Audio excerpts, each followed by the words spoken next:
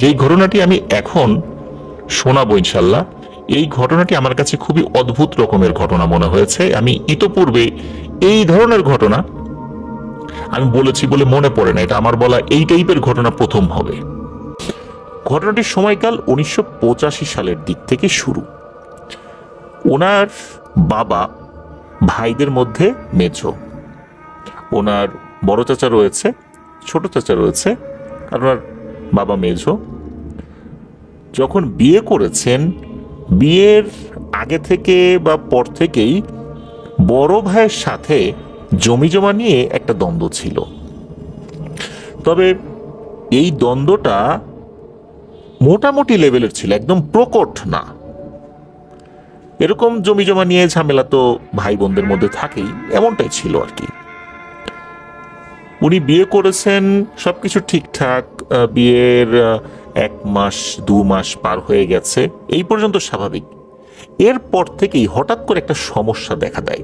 সেটা হচ্ছে এই যে শামীরুল ইসলাম ভাইয়ের আম্মু, উনি হঠাৎ করেই অসুস্থ হয়ে পড়েন। এত অসুস্থ, উনি চলতে পারেন না, বসতে পারেন না, হাঁটতে পারেন না, মানে এমন একটা বিপর্যস্ত অবস্থা। এই যে ডাক্তার দেখানো হচ্ছে, ডাক্তার, চিকিৎসা, এই সমস্ত বিষয়ে কিন্তু কোনো ধরনের কোনো কার্পণ্য করেন নাই শামীরুল ইসলাম ভাইয়ের বাবা। উনি ওনার মতো করে সাধ্য অনুযায়ী সর্বোচ্চ লেভেলের ট্রিটমেন্টটা করানোর চেষ্টা করছিলেন, তবে ডাক্তার কোনো ধরনের কোনো অসুখ ধরতে পারছিলেন না। এদিকে যখন কেউ কেউ বলেন যে কোনো হুজুর কবিরাজের কাছে নিয়ে যাও, শামীরুল ভাইয়ের বাবা সরাসরি এটাকে নাকচ করে দিতেন যে না, এসবে আমার বিশ্বাস কম, ম্যাক্সিমাম লোকজনই ভণ্ডামি করে, অযথা মানুষের কাছ থেকে টাকা খায়। ছোটবেলায় এরকম অনেক দেখছি। কোনো কোনো কবিরাজ তো এমন অবস্থা করে যে একটা পরিবারকে যদি শুধু একবার পায়, এই কবিরাজকে নিয়ে ওই পরিবার এমন মাতামাতি শুরু করে, মূলত এটা হয় ওই কবিরাজের কিছু ভণ্ডামির কারণে। আর এই সুযোগে ওই কবিরাজ ওই পরিবারকে একদম সর্বশান্ত করে দেয়। এটা হয়েছে, সেটা হয়েছে, বাড়ি বন্ধ করতে হবে, ব্ল্যাক ম্যাজিক করা হয়েছে, এইসব বলে বলে একদম নাস্তানাবুদ করে দেয়। সুতরাং এগুলোর প্রতি আমার বিশ্বাস নেই, ডাক্তারের কাছেই আমি যাব। তো উনি তো ওনার মতো করে ট্রিটমেন্ট করাচ্ছিলেন, কিন্তু কোনো লাভ হচ্ছিল না। এর মধ্যে ঘটে যায় এক অন্যরকম ঘটনা। এক রাত্রে শামীরুল ভাইয়ের মা বাবা শুয়ে আছেন, দুজনের তো আলাদা আলাদা দুটো বালিশ। হঠাৎ করেই শামীরুল ভাইয়ের আম্মুর বালিশের ভেতর থেকে খসখস খসখস শব্দ উনি পান। আমরা যদি বালিশে মাথা দেই, যদি বালিশের নিচে বা ভেতরে কিছু থাকে, বা খাটের নিচেও যদি কিছু থাকে, এমনকি খাটের মধ্যে যদি কোনো পোকা কাঠ কাটতে থাকে, সেটাও কিন্তু আমরা বুঝতে পারি, বালিশে যদি আমাদের কান লাগানো থাকে। কিন্তু ওনার কাছে মনে হচ্ছিল যে এটা খাটের অন্য কোথাও না, এটা বালিশের ভেতর থেকেই এরকম খসখস শব্দ করছে, কিছু একটা নড়াচড়া করছে। উনি তখন শামীরুল ভাইয়ের আব্বুকে বললেন যে দেখো তো এরকম শব্দ হচ্ছে কেন, নাকি আমি শুনতেছি অন্য কেউ শুনতেছে না? তো শামীরুল ভাইয়ের বাবা, উনি ওই বালিশে কান লাগালেন, উনিও একই রকম শব্দ শুনতে পেলেন। তো জিনিসটা কি, এরকম খসখস শব্দ করছে, এটা বেশ কৌতূহল সৃষ্টি করে ওনাদের ভেতরে। ওই সময় অবশ্য ওনারা এই বালিশটা খোলেন নাই, আর একটা বালিশ শামীরুল ভাইয়ের মাকে দেন, রাতটা পার করেন, সকালবেলা গিয়ে এই বালিশটা খুলেছেন। আর বালিশটা খোলার পর ওনারা যা দেখেন তা দেখে একদম তাজ্জব হয়ে যান। বালিশটা খোলার পর তুলোগুলো যখন আলাদা করছিলেন, যে ভিতরে আসলে কি, কোনো পোকা ঢুকেছে না কি হয়েছে, বেশিক্ষণ কষ্ট করতে হয় নাই। অল্প কিছু তুলো বের করার পরেই একটা লাল কাপড় বেরিয়ে আসে। আর এই লাল কাপড়টা একটা পোটলার মতো করে পেঁচানো ছিল আর কি। যখন ওই পোটলাটা খোলা হয়েছে বা ওই পুটলিটা খোলা হয়েছে, তখন দেখা গেল এক অদ্ভুত দৃশ্য। বেশ কিছু গাছের শেকড় বাকড় রয়েছে, দুটো তাবিজ রয়েছে, আর আরো একটা জিনিস রয়েছে। সেটা হচ্ছে একটা ছোট্ট বাদুড়, চামচিকা সাইজের ছোট্ট বাদুড়। বাদুড়টা খুব দুর্বল হয়ে পড়েছে, একদম শুকিয়ে গেছে, মানে শুকিয়ে একদম কাঠ হয়ে যাওয়া বলতে যেটা বোঝায়, মনে হচ্ছে কোনো মতে সে জান নিয়ে বেঁচে আছে, নড়াচড়া করার একটু চেষ্টা করছে আর কি। বালিশের মধ্যে বাদুড় আসলো কোত্থেকে, এটা কে রাখলো? আর এই যে লাল কাপড়টা, এই লাল কাপড়টা বেশ চকচকে ছিল, বেনারসি শাড়ির মতো মনে হচ্ছিল। লাল বেনারসি শাড়ি থাকে না, মনে হচ্ছে এরকম কোনো একটা লাল কাপড়ের ভেতরে এই জিনিসগুলো রাখা হয়েছিল। আর শেকড়গুলো যেহেতু শুকিয়ে গিয়েছিল, এটা কোন গাছের এটা বোঝা যাচ্ছিল না। তো যখন এই জিনিসটা বের হয়, বের হওয়ার পর ওনারা চিন্তা করতে থাকেন যে এইটা কোত্থেকে আসলো, কে এই কাজটা করলো। পরিবারের অন্য সদস্য যারা রয়েছেন, বিশেষ করে এই শামিল ভাইয়ের বড় চাচা, ছোট চাচা, তাদের সাথে এই বিষয়ে ওরকম ভাবে ওই সময় পরামর্শ করেন নাই বা আলোচনা করেন নাই। এটা নিয়ে সোজা চলে যান ওনার শ্বশুর বাড়িতে, অর্থাৎ শামিল ভাইয়ের নানা বাড়িতে। সেখানে গিয়ে শামিল ভাইয়ের বাবা যখন শামিল ভাইয়ের নানা নানিকে দেখান, অর্থাৎ ওনার মায়ের মা বাবাকে দেখান, তখন ওনারা বলেন যে আমাদের কাছে তো বিষয়টা ভালো মনে হচ্ছে না, মনে হচ্ছে আমাদের মেয়ের অসুস্থতার পিছনে অন্য কোনো কারণ আছে, তুমি কোনো কবিরাজকে দেখাও। উনি তো এগুলো দেখাতে রাজি হন না। এখানে আরো একটা বিষয়, যে একটা কাগজ জাতীয় বা এরকম কোনো কিছু একটা ছিল, যেখানে ভিন্ন ভাষায়, এটা কি আরবি না অন্য কিছু, বেশ কিছু লেখা ছিল, নকশার মতো আঁকা ছিল। আর এই জিনিসটা ছিল তাবিজের ভিতরে, তাবিজটা খোলা হয়েছিল, খুলে এটা বের করা হয়েছিল। তো বারবার যখন বলা হচ্ছে যে ভালো কোনো কবিরাজকে দেখাও, একটা পর্যায়ে এসে শামিউল ভাইয়ের বাবা অনিচ্ছা থাকা সত্ত্বেও রাজি হন। তো একজন ভালো কবিরাজের সন্ধানের একটা চেষ্টা উনি করেন, পাওয়াও যায়। তো সেই কবিরাজের কাছে যখন এই জিনিসগুলো দেখানো হয়, তখনও কিন্তু এই বাদুরটা জীবিত ছিল। বাদুর বলতে এটা চামচিকা আর কি, ওটা জীবিত ছিল, নড়াচড়া করছিল। খুব অল্প সময়ের মধ্যেই কবিরাজের সন্ধান পাওয়া গেছে আর কি। মানে দিনের পর দিন পার হয়ে গেছে, বিষয়টা এরকম না ওই দিন বিকেলে বা সন্ধ্যার দিকে এরকম পাওয়া যায় কবিরাজের সন্ধান। তো কবিরাজের কাছে নিয়ে যাওয়া হলে কবিরাজ দেখেই আটকে ওঠেন, বলে সর্বনাশ, এর তো ভয়ঙ্কর মরণ বান মারা হয়েছে আপনার স্ত্রীর উপরে। এটা তো এই শামিউল ভাইয়ের বাবা বিশ্বাস করতে চান না, ওনার তো এসব বিশ্বাস নাই। উনি বলেন যে এই সমস্ত কথা তো ছোটবেলা থেকেই বিভিন্ন কবিরাজের মুখে শুনি, কিছু থেকে কিছু এলেই বলে যে জাদু করা হয়েছে, আর সবাই খালি টাকা খায়। এটা যে আসলেই কালো জাদু করা হয়েছে, এর প্রমাণ কি, এর প্রমাণ দিতে পারবেন? কবিরাজ বলে যে আসলে এটা তো সরাসরি প্রমাণ করা সম্ভব না, ভিন্নভাবে পরোক্ষভাবে প্রমাণ করা সম্ভব।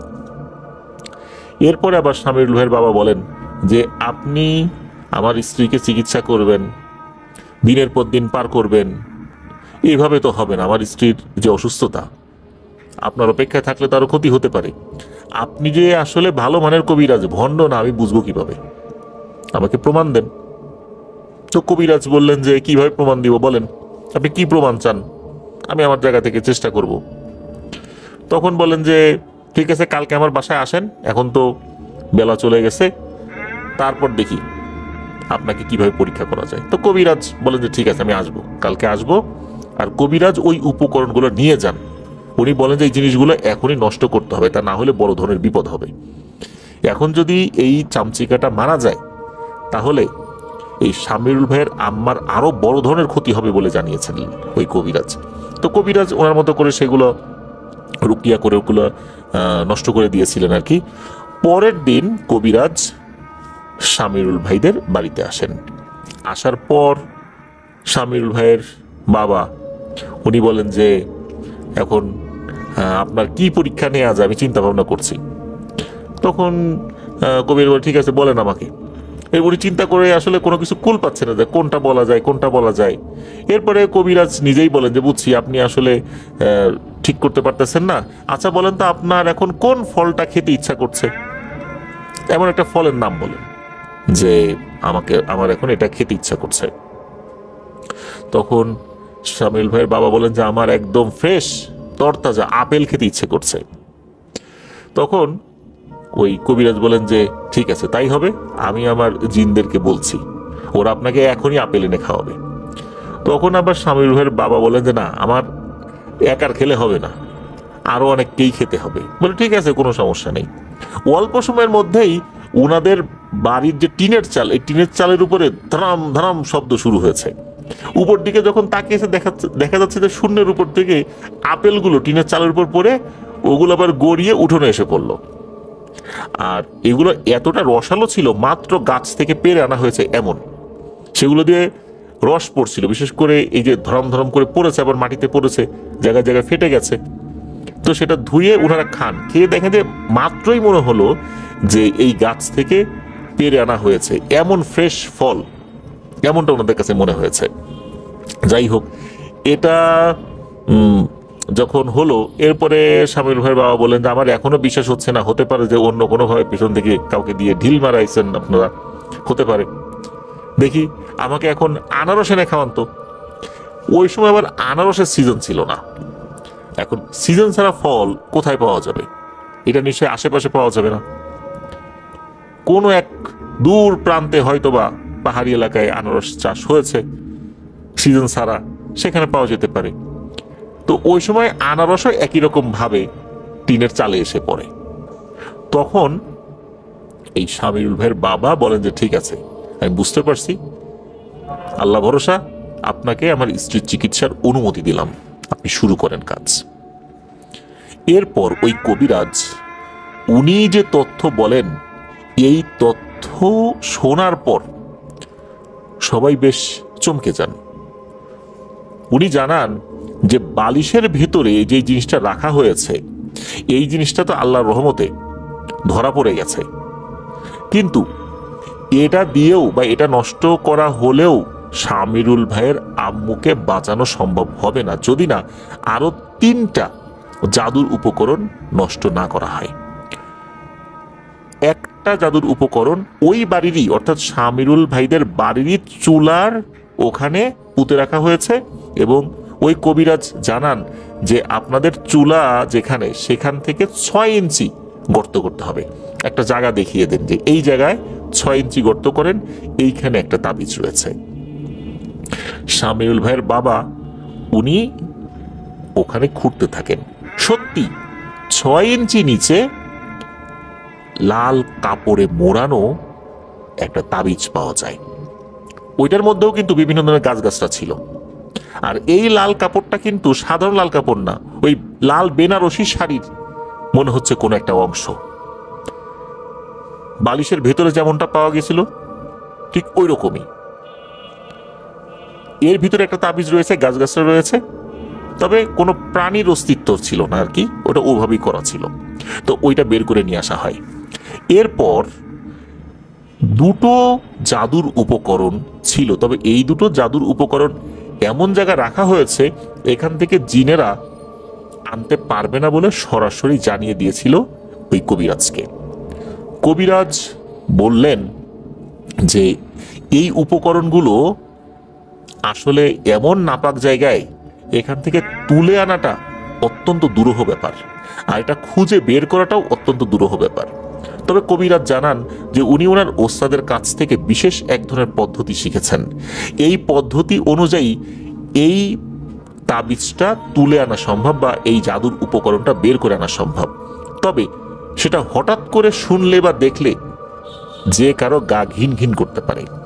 কবিরাজ জানিয়ে দিলেন যে এই জাদুর উপকরণটা কোনোভাবে খুঁজে বের করা সম্ভব হবে না, কারণ এই নাপাক জায়গায় এমন কিছু দুষ্টু এবং নাপাক জিনেরা ঢুকতে পারে, ভালো জিনেরা এখানে ঢুকতে পারে না। সেটা হচ্ছে ওয়াশরুমের একদম নিচের দিকে যেখানে ময়লা আবর্জনা জমা হয়, আর হচ্ছে যেখানে জল বিয়োগ করা হয়, এই জায়গাতে, এই 2 জায়গাতে 2টো জাদুর উপকরণ রাখা হয়েছে। গ্রাম অঞ্চলে তো দেখা যাচ্ছে যে ওয়াশরুমটা একটু ভিন্ন রকমের হয়ে থাকে, বিশেষ করে জল বিয়োগ করার জন্য কিন্তু আলাদা একটা বিশেষ পদ্ধতিতে ওয়াশরুম করা হয়, আর অন্য ওয়াশরুমটা আলাদা পদ্ধতিতে করা হয়। এটা কিন্তু আমরা অনেক সময় দেখেছি, মসজিদগুলোতেও কিন্তু এরকম দেখা যায় যে এভাবে আলাদা আলাদা করা থাকে, একটার মধ্যে সবকিছু না।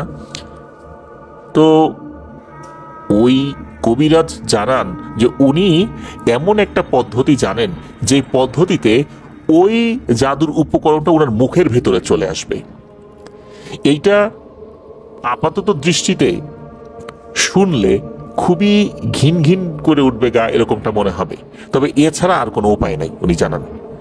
উনি বললেন যে এই কাজটা অন্য কারো পক্ষে করা অসম্ভব, এই কারণে কারণ অন্য কারো মুখের ভিতরে যদি এই জিনিসটা আনা হয় তার ভয়ঙ্কর ধরনের ক্ষতি হয়ে যাবে। ওই ব্যক্তি জাদুগ্রস্ত হয়ে যেতে পারেন, আর জাদুগ্রস্ত হওয়ার সম্ভাবনাই বেশি। ওই বানটা তার উপর কাজ করতে পারে। এটা ওই কবিরাজকেই করতে হবে, তার মুখের মধ্যেই আনতে হবে।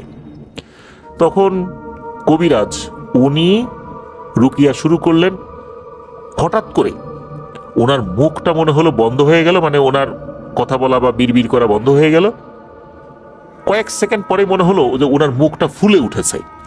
এরপর উনি ওয়াক থু করে মুখের ভেতর থেকে কিছু একটা বের করেন।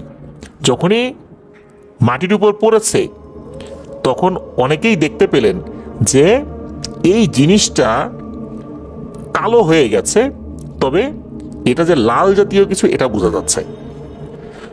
তখন এই জিনিসটাকে ধোয়া হয়, উপরে পানি দেয়া হয়। ধোয়ার পর দেখা গেল এইটাও এই লাল বেনারসি টাইপের শাড়ির ভেতরে কিছু একটা রাখা। সেটা খুলেও একই রকমের জিনিস পাওয়া গেল যেটা চুলার পাশে পাওয়া গিয়েছিল, চুলার পাশে পাওয়া জিনিসের ভিতরে যেগুলো ছিল।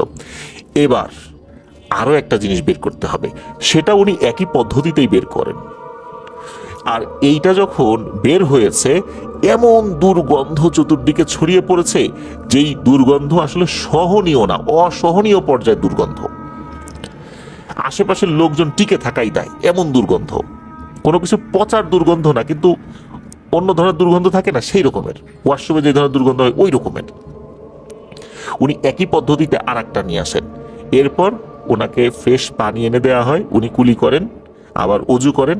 উনি বলেন আলহামদুলিল্লাহ, আপাতত কাজের কিছু অংশ হয়েছে, তবে মূল কাজ এখনো বাকি রয়েছে। এরপর মূল কাজ যেটা, এই কাজটা করতে হবে এই শামিউল ভাইয়ের আম্মাকে দিয়ে। তার উপর যেহেতু জাদু করা হয়েছে, তো এই যে যেই দুটো তাবিজ, এই দুটো তাবিজ যে উদ্ধার করা হলো ওয়াশরুম থেকে, আর একটা তো চুলার কাছ থেকে, তিনটা তাবিজ, এই তিনটা তাবিজ একটা বিশেষ পদ্ধতিতে ধ্বংস করতে হবে। প্রথমে এটা একটা বিশেষ পানিতে ডুবিয়ে রাখতে হবে। এরপর এটা আগুনে একদম নষ্ট করে ফেলতে হবে। তখন ওই কবিরাজ উনি একটি গ্লাসের পানির অর্ধেক অংশ, মানে ফুল ভরা ছিল অর্ধেক অংশ, শামিরুল ভাইয়ের আম্মার মুখে নিতে বললেন যে আপনি পানিটা খাবেন না, মুখের মধ্যে রাখবেন। মানে যতটুকু রাখা যায়, গ্লাসটা ছোট ছিল, গ্লাসের অর্ধেক অংশ পানিটা ওনার মুখের মধ্যে রেখে বলেন যে কিছু সময় অপেক্ষা করেন। তো উনি যতক্ষণ পারে অপেক্ষা করছে, পানি মুখের মধ্যে নিয়ে কিন্তু অনেকক্ষণ অপেক্ষা করা যায় না। তো উনি যতক্ষণ পারছিলেন অপেক্ষা করছেন, যখন ওনার কাছে মনে হচ্ছিল যে আর উনি হয়তো মুখে পানি রাখতে পারছেন না, উনি যখন হাত দিয়ে ইশারা করলেন, তখন ওই কবিরাজ বললেন যে, ইশারা করলেন যে পানিটা এখন আবার এই গ্লাসের ভেতরেই ফেলেন। অর্থাৎ যেই গ্লাস থেকে উনি পানি খেয়েছিলেন অর্ধেক অংশ রয়েছে ওই গ্লাসের ভেতরেই ফেলেন। যখনই নাকি মুখের পানি ওই গ্লাসের মধ্যেই ফেলেছেন, তখন উপস্থিত সবাই দেখে যে ওই পানিটা ঠিকঠাক মতোই বের হলো। যখনই ওই পানির সাথে মিশে গেল, মিশে যাওয়ার পরপরই পানির রংটা পরিবর্তিত হয়ে যাচ্ছে।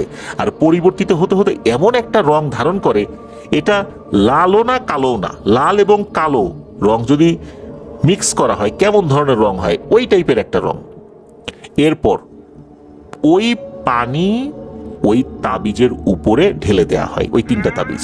এরপর ওই তাবিজটা আগুনে পুড়িয়ে দেয়া হয়। তখন ওই কবিরাজ বলেন আলহামদুলিল্লাহ, এখন আপনার স্ত্রী জাদুমুক্ত হয়েছে, এখন চিকিৎসা করেন।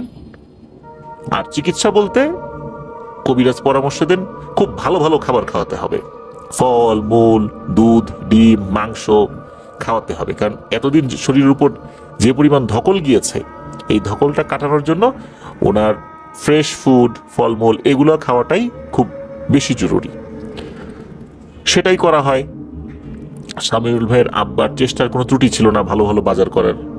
শামিউল ভাইয়ের আম্মারও মনে হচ্ছিল যে অনেক দিন পর ওনার রুচি ফিরে এসেছে, উনিও খাচ্ছিলেন আল্লাহর রহমতে। আস্তে আস্তে উনি সুস্থ হতে থাকেন আলহামদুলিল্লাহ। আর এই যে শামিরুল ভাইয়ের আব্বু, উনি তো কবিরাজি চিকিৎসায় বিশ্বাস করতেনই না, কারণ অনেক ভণ্ড কবিরাজ উনি ছোটবেলা থেকে দেখতে দেখতে এগুলোর প্রতি বিশ্বাস একদমই উঠে গিয়েছিল। উনি এতটাই খুশি হয়েছিলেন ওই কবিরাজের উপরে, উনি ওই সময়, সেই 1985 সালের কথা বলছি, যে ওই সময়ে উনি লুঙ্গি, পাঞ্জাবি, পায়জামা এরকম বেশ কিছু উপঢৌকন উনি ওই কবিরাজের জন্য কিনেছিলেন, কবিরাজকে উপহার দিয়েছিলেন, আরও বেশ কিছু হাদিয়া দিয়েছিলেন আর কি।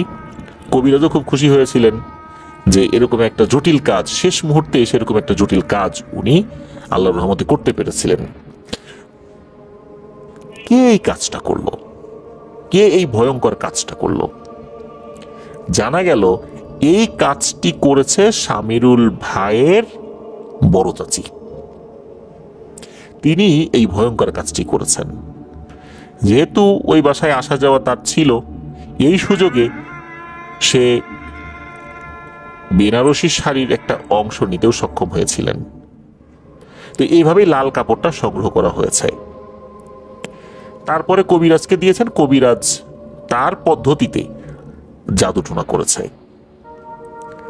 প্রিয় লিসেনার্স, এই যে ঘটনাটা, এই ঘটনাটা কিন্তু শুধু শামিরুল ভাইয়ের পরিবারের বাস্তবতায় আমরা যদি মনে করি তা কিন্তু নয়। এরকম ভয়ঙ্কর বাস্তবতা আমাদের অনেক পরিবারেই রয়েছে। এরকম ঘটনা অধিকাংশ ক্ষেত্রেই আত্মীয় স্বজনদের ক্ষেত্রে ঘটে। সম্পত্তির জন্য কোনো একজন ব্যক্তির ওয়াইফের উপরে কালো জাদু করা হচ্ছে, কোনো ব্যক্তির সন্তানদের উপরে কালো জাদু করা হচ্ছে যাতে কোনো ওয়ারিশ জীবিত না থাকে। তো যিনি কালো জাদু করছেন উনি কি আসলে বুকে হাত দিয়ে বলতে পারবেন যে উনি যেই উদ্দেশ্যে কালো জাদু করছেন সম্পত্তির জন্য, এই সম্পত্তি উনি পাবেন, উনি ভোগ দখল করে যেতে পারবেন? এটা তো উনিও জানেন না, কিন্তু লোভের বশবর্তী হয়ে উনি এই কাজটি করছেন। কারণ হয়তোবা উনি আল্লাহ তাআলার কাছ থেকে গ্যারান্টি ওয়ারেন্টি পেয়ে গেছেন যে উনি ওই সময় পর্যন্ত হায়াত পাবেন, আর সেই সময়ের মধ্যে এই সম্পত্তি ওনার কাছে আসবে। মনে হচ্ছে যে আল্লাহ তাআলার কাছ থেকে উনি গ্যারান্টি ওয়ারেন্টি পেয়ে গেছেন যে আল্লাহ তাআলা তাকে ওই সময় পর্যন্ত বাঁচিয়ে রাখবেন। আসলে কি তাই? আমরা কি কেউ জানি যে আমরা কখন আল্লাহ তাআলার ডাকে সাড়া দিয়ে চলে যাব? তারপরেও কিন্তু মানুষ এই ধরনের কর্মকাণ্ডে লিপ্ত হচ্ছে।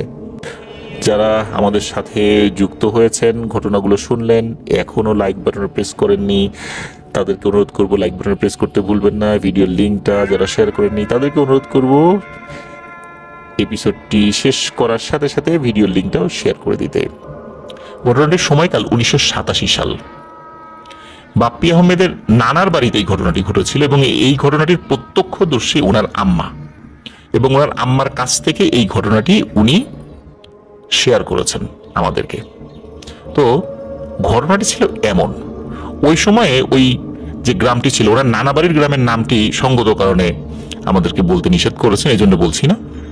তো তখন তো আসলে এতটা উন্নত ছিল না, রাস্তাঘাটও খুব বেশি ভালো ছিল না, যোগাযোগ ব্যবস্থাটাও বেশ ভঙ্গুর অবস্থায় ছিল ওই সময়, ইলেকট্রিসিটি ওইদিকে ওইভাবে আসেনি। আর ওনার যে নানা বাড়ির পরিবার, ওই জায়গাতে মানে একান্নবর্তী পরিবার ছিল, 5টা ফ্যামিলি এক জায়গা থাকতো, মানে একই বাড়ির সীমানার মধ্যে ওনার আত্মীয় স্বজন, মামা বা এরা মিলে 5টা পরিবার থাকতো। তো যেটা হতো, ওই পরিবারের 2জন পুরুষ সদস্য ওনারা বাড়িতে ফিরতে প্রতি রাত্রেই অনেক দেরি হতো, রাত 12টা, 12:30, 1টা, মানে কখনোই রাত 12টার আগে ওনারা আসতে পারতেন না। ওনাদের কাজের ধরনটাই ছিল ওই রকম যে আস্তে আস্তে অনেক দেরি হয়ে যেত। এই জন্য যেটা করতো যে পরিবারের সবাই খাওয়া দাওয়া করতো, ওনাদের খাবারটা রান্নাঘরে রেখে দেয়া হতো। তো ওনারা বাড়িতে এসে নক যখন করতো তখন ওই মহিলা সদস্যরা উঠে ওনাদেরকে খাইয়ে দিত। তো এটা ছিল কিন্তু প্রতিদিনকার ঘটনা। তো এভাবেই চলছিল, সবকিছু স্বাভাবিক ছিল। তো এক রাত্রে একটি ঘটনা ঘটে। সেটি হলো, তখন রাত 11টা কি 11:30, তখনও ওই পরিবারের ওই 2 সদস্য বাড়িতে আসেনি।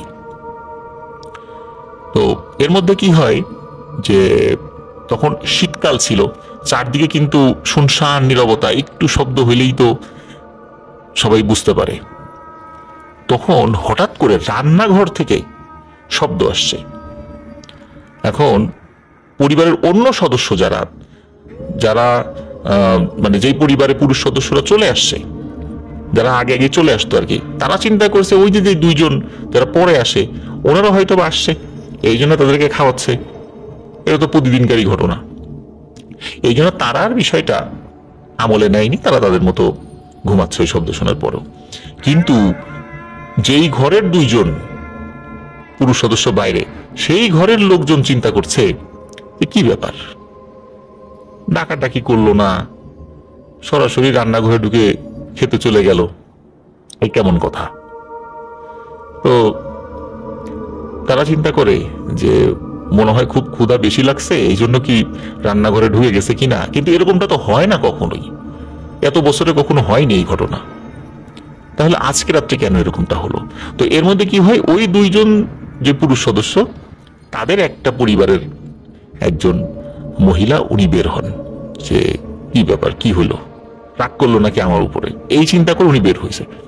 এখন বের হয়ে দেখে রান্নাঘরের ভেতর থেকে খাবার খাওয়ার আওয়াজ। কোনো মানুষ যদি ডাল খায়, ডাল দিয়ে ভাত খায়, ডাল তো লিকুইড, তরল, এক ধরনের শব্দ হয়, কিন্তু চাকুম চুকুম শব্দ হয়, এইরকম চপচপ শব্দ হচ্ছে, কিন্তু ঘরের দরজা বন্ধ।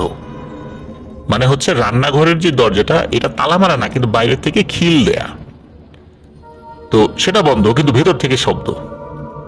তো উনি চিন্তা করেছেন যে ভেতরে কোনো বিড়াল বা কুকুর ঢুকে পড়েছে কিনা, কোনো এক দিক দিয়ে, বেড়ার ফাঁকা দিয়ে বা এ ধরনের ঘটনা হতে পারে। তো উনি যেটি করেছেন সেটা হলো যে ওই কুকুর বিড়াল তাড়ানোর জন্য চিন্তা করছেন যে দরজাটা খুলি। দরজা যেই না খুলেছেন, প্রচন্ড ভয়ে উনি দিয়েছেন এক চিৎকার।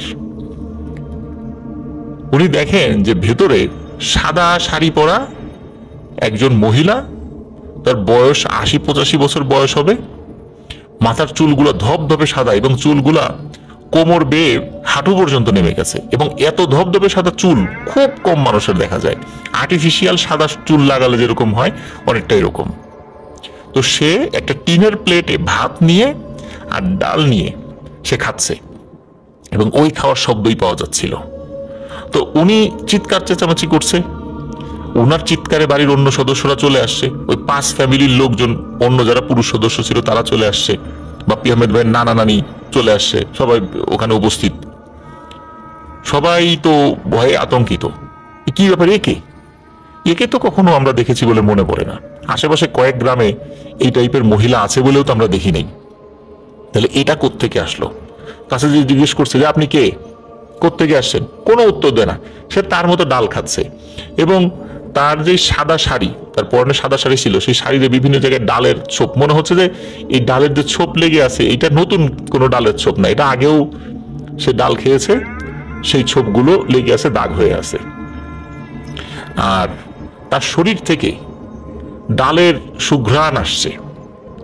তো সবাই বুঝতে পারে যে তার শরীর থেকে যে ডালের সুঘ্রাণ আসছে, মানে বিশেষ করে ডাল রান্না করলে সুঘ্রাণটা আসে, এই ডালের সুঘ্রাণটা তাদের ঘরে যে ডাল রান্না করা হয়েছে সেই ডালের না, মানে ওনার শরীর থেকে ওই সুঘ্রাণটা আসছে। তারা যে এই যে ডাকাডাকি করছে, তাকে ধমক দিচ্ছে, ভয় ভীতি দেখাচ্ছে, তার কোনো ভ্রুক্ষেপ নাই, সে ডাল খেয়েই যাচ্ছে, আর পাতিলে ভাত ছিল সে ভাতও নিচ্ছে। সব ভাত খাওয়া শেষ, ডাল খাওয়া শেষ, টিনের প্লেটে যেই অতিরিক্ত ডালটুকু ছিল খাওয়ার পরে যেটা নিচে পড়ে থাকে তলানি, সেটাও তিনি চুমুক দিয়ে ঢক ঢক শব্দ করে খেয়ে ফেলেন।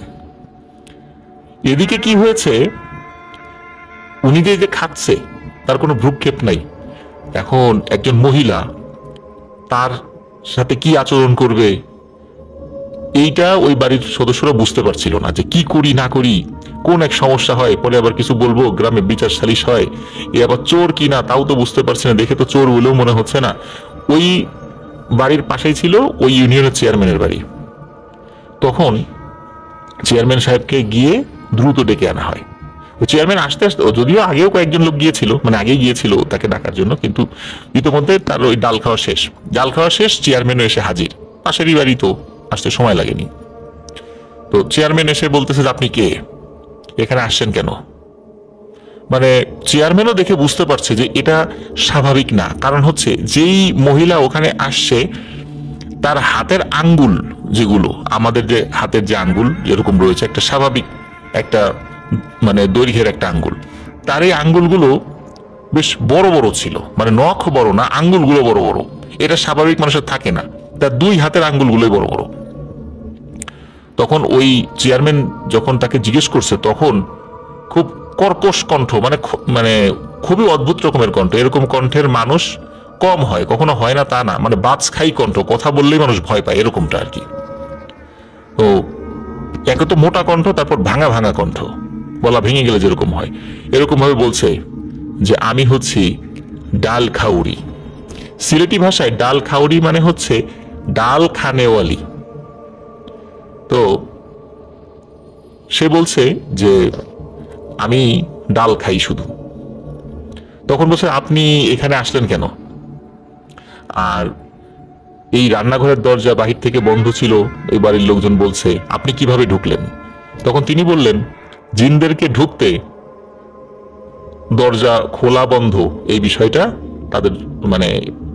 তাদের জন্য আসলে প্রযোজ্য না, তারা যে কোনো জায়গায় ঢুকতে পারে।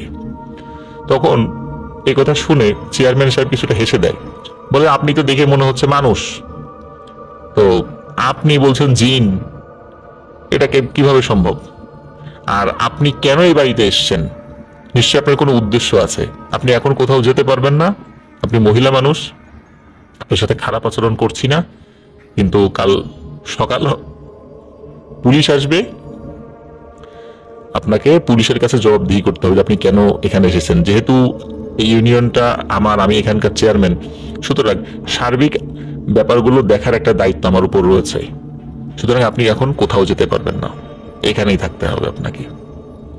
তখন ওই মহিলা বলে যে যদি এমন হয় আমি এখানে থাকা অবস্থাতে সূর্য উঠে গেছে, তাহলে কিন্তু আমি মারা যাব, আমি জ্বলে পুড়ে ছাই হয়ে যাব সূর্যের আলোয়। আর তখন আমার আত্মীয় স্বজন, ছেলে মেয়ে, তারা কিন্তু তোমাদের পরিবার একদম শেষ করে দেবে, আর চেয়ারম্যান তুমিও বাঁচতে পারবে না। আর তোমার কি মনে হয় পুলিশ জিনদেরকে আটকায় রাখতে পারে? তুমি নিশ্চয়ই এই জিনিসগুলো জানো যে আমাদেরকে কেউ আটকায় রাখতে পারে না। তো এই কথা শোনার পর চেয়ারম্যান পেয়েছে ভয়, যে আসলেই তো এই মহিলাকে দেখে মনে হচ্ছে না ইনি কোনো স্বাভাবিক মহিলা। কারণ তিনি অত্র ইউনিয়নের চেয়ারম্যান, কতগুলো গ্রামে উনি সবসময় যান, কত বিচার সালিশ করেন, কখনো তো এই ধরনের মহিলা এই ইউনিয়নে দেখেছেন বলে উনার মনে পড়ে না। তখন উনিও ভয় পান। তখন উনি বলেন যে আচ্ছা ঠিক আছে, আপনি তাহলে কোথায় থাকেন আমাদেরকে বলেন একটু। তখন উনি, ওই মহিলা আর কি, ওই ডাল খাউরি, উনি হাত দিয়ে দূর একটা জঙ্গল দেখাই দেন, যে ওই সাইডে একটা জঙ্গল আছে, জঙ্গলের নামটা বলেন। বাপ্পি আহমেদ ভাই ওই জঙ্গলের নামটা ভুলে গেছে আর কি, বলতে পারেনি। তো বলতে ওই জঙ্গলে আমি থাকি, আমার যে পরিবার, আমরা মাটির নিচে থাকি, মাটির নিচে একটা সুড়ঙ্গ আছে, সেখানে থাকি, এবং আমরা নিরামিষ ভোজি জিন, আমরা মাছ মাংস খাই না, আমরা শুধু নিরামিষ খাই, এবং নিরামিষের মধ্যে মানুষের রান্না করা ডাল আমরা খাই, কাঁচা ডাল খাই না, কিন্তু মানুষ যে ডালটা রান্না করে সেটা খাই। আর এই বাড়ির ডালের অনেক স্বাদ, এই জন্য আমি এসেছি খাওয়ার জন্য। তো এই কথা বলেন।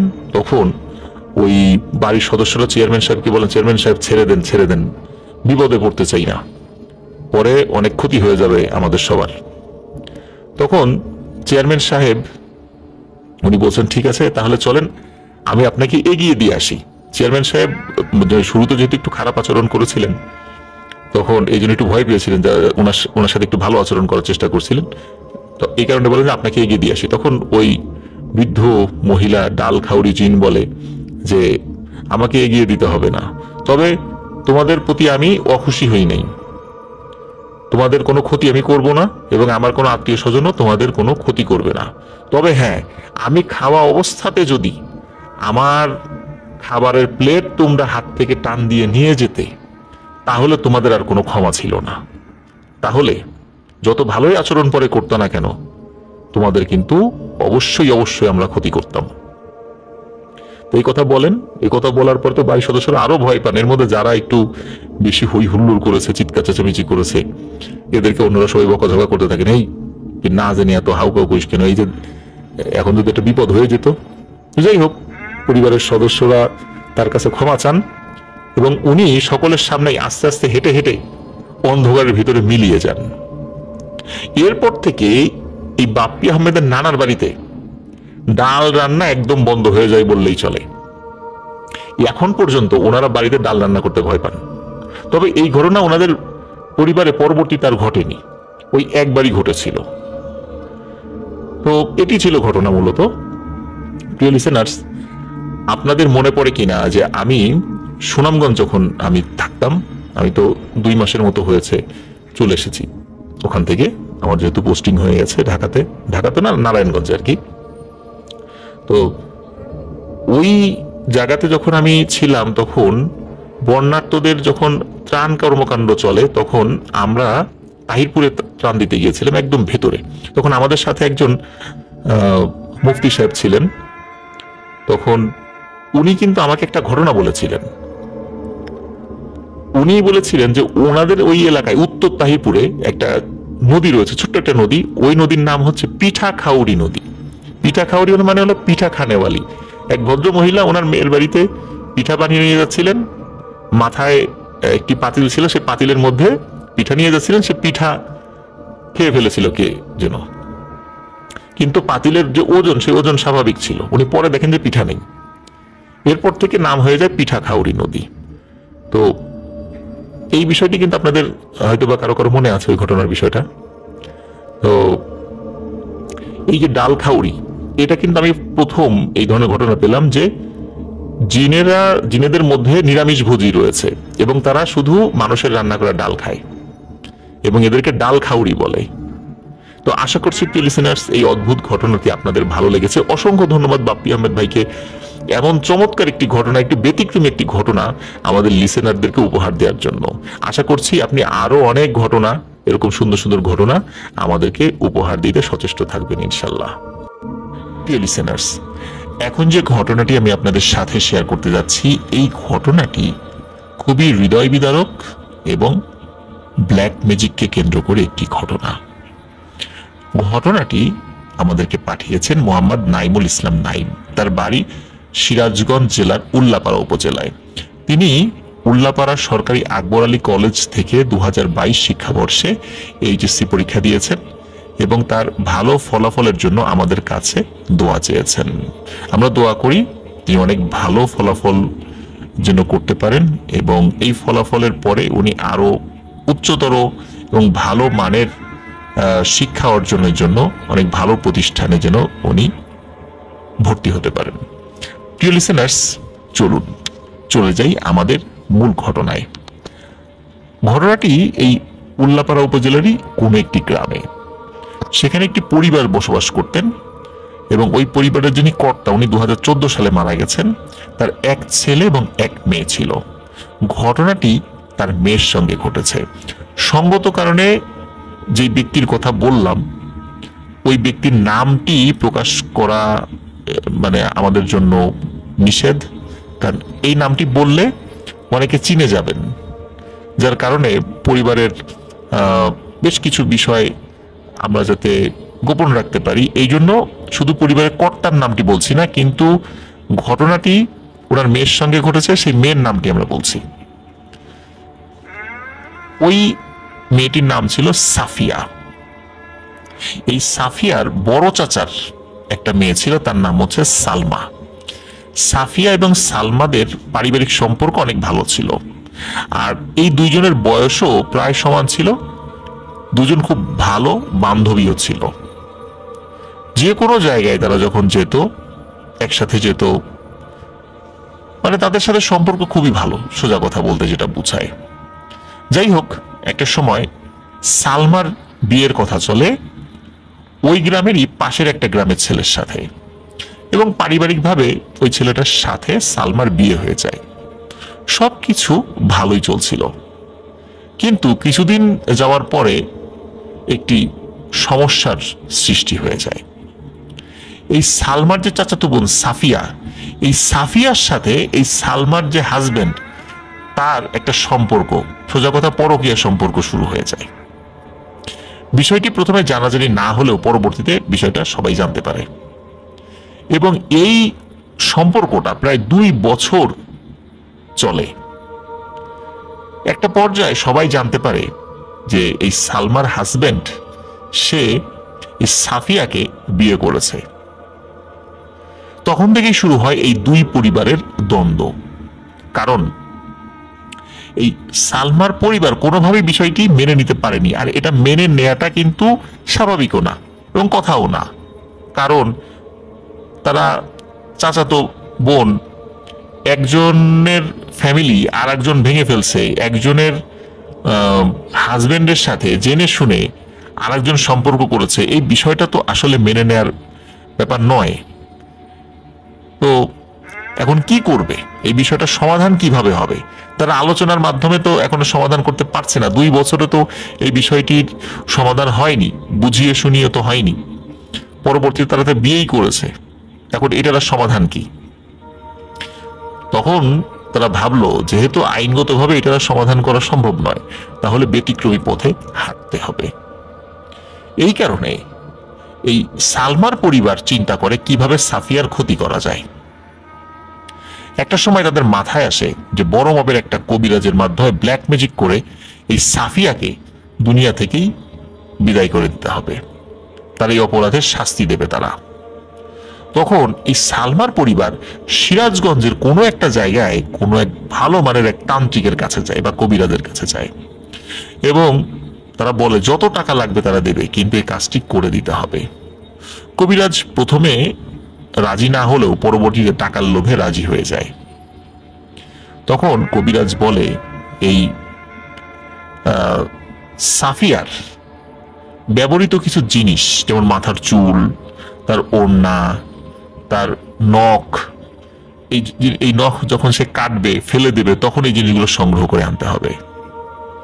তখন এই সালমার পরিবার অনেক কষ্টে সেগুলো জোগাড় করে, কারণ যেহেতু এই বিষয়টা নিয়ে মানে পারিবারিক এই বিষয়টা নিয়ে ব্যাপক দ্বন্দ্ব হয়েছিল, তাদের পরিবারের 2 পরিবারের মধ্যে আসা যাওয়া কমে গিয়েছিল, এই কারণে এই বিষয়গুলো সংগ্রহ করা কিন্তু বেশ কষ্ট সাপেক্ষ একটি ব্যাপার ছিল। কিন্তু তারপরেও কোনো না কোনো মাধ্যম দিয়ে এই জিনিসগুলো ম্যানেজ করতে তারা সক্ষম হয়েছিল। আর এই জিনিসগুলো যখন ওই কবিরাজের কাছে দেয়, তখন কবিরাজ একটি পুতুল এবং 2টি তাবিজ বানায় এবং বলে দেয় যে এই জিনিসগুলো কবরস্থানে গিয়ে বা কোনো একটা জোড়া কবর, হাজবেন্ড ওয়াইফের কবর রয়েছে এরকম জোড়া কবর, এর ঠিক মাঝখানে 1 হাত গর্ত করে তার ভেতরে এটি পুঁতে রেখে আসতে হবে। আর এই কাজটা অবশ্যই এমন ভাবে করতে হবে যেন একটা মানুষও বুঝতে না পারে বা কেউ যেন টের না পায়। যথারীতি তারা কাজটা কিন্তু করে কোনো ধরনের কোনো সমস্যা ছাড়াই। এমনটা না যে কবরের ওখানে গিয়েছে, গর্ত করছিল রাতের বেলা, ভয়ানক কিছু দেখেছে, কিচ্ছু না, একদম স্বাভাবিক, কোনো সমস্যা হয়নি।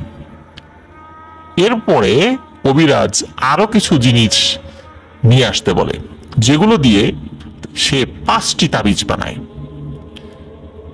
এর মধ্যে 4টি তাবিজ সাফিয়াদের বাড়ির 4 কোণে, এবং আরেকটি তাবিজ কোনো না কোনো ভাবে ওই সাফিয়ার বালিশের মধ্যে দিয়ে আসতে হবে।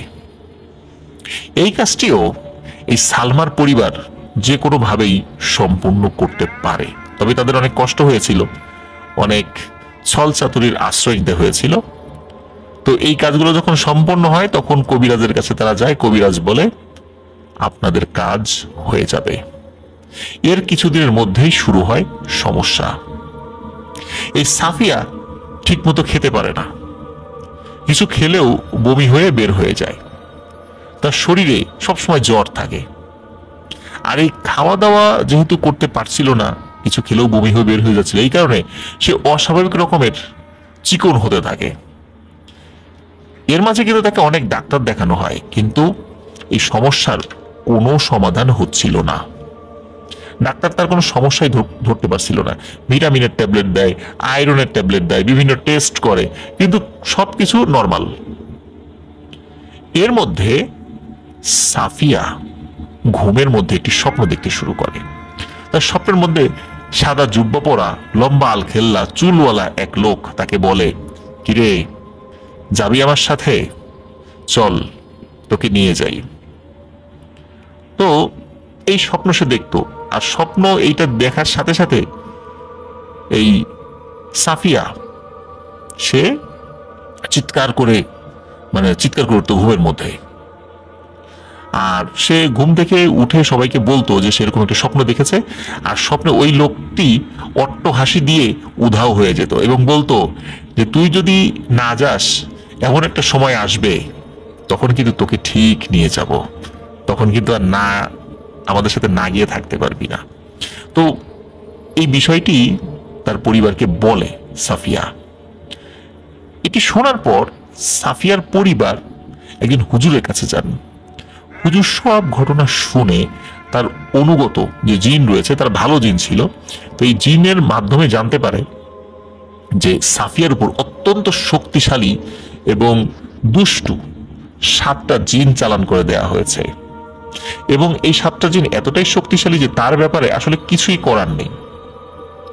তখন ওই হুজুর বলে যে আপনারা আমার থেকে ভালো কোনো বড় হুজুরের কাছে যান, যিনি এই বিষয়ে খুব ভালো ট্রিটমেন্ট করতে পারবে। তো ওনারা ভালো আরো বড় হুজুর খুঁজতে থাকেন। এভাবে দিন কেটে যাচ্ছিল, আর ওইদিকে সাফিয়ার অবস্থা আরো খারাপ হতে থাকে। একটা সময় তার একটা বড় হুজুরের সন্ধান পায় এবং তার কাছে যায়ও। তখন হুজুর বলেন যে আপনারা আসলে অনেক দেরি করে ফেলেছেন।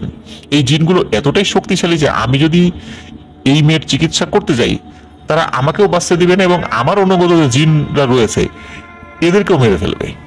আমার জিনেরা কোনোভাবেই এই কাজ করতে রাজি হবে না, আর আমিও নিজের জীবন বাঁচানোর তাগিদে এই কাজটি করতে সাহস পাচ্ছি না।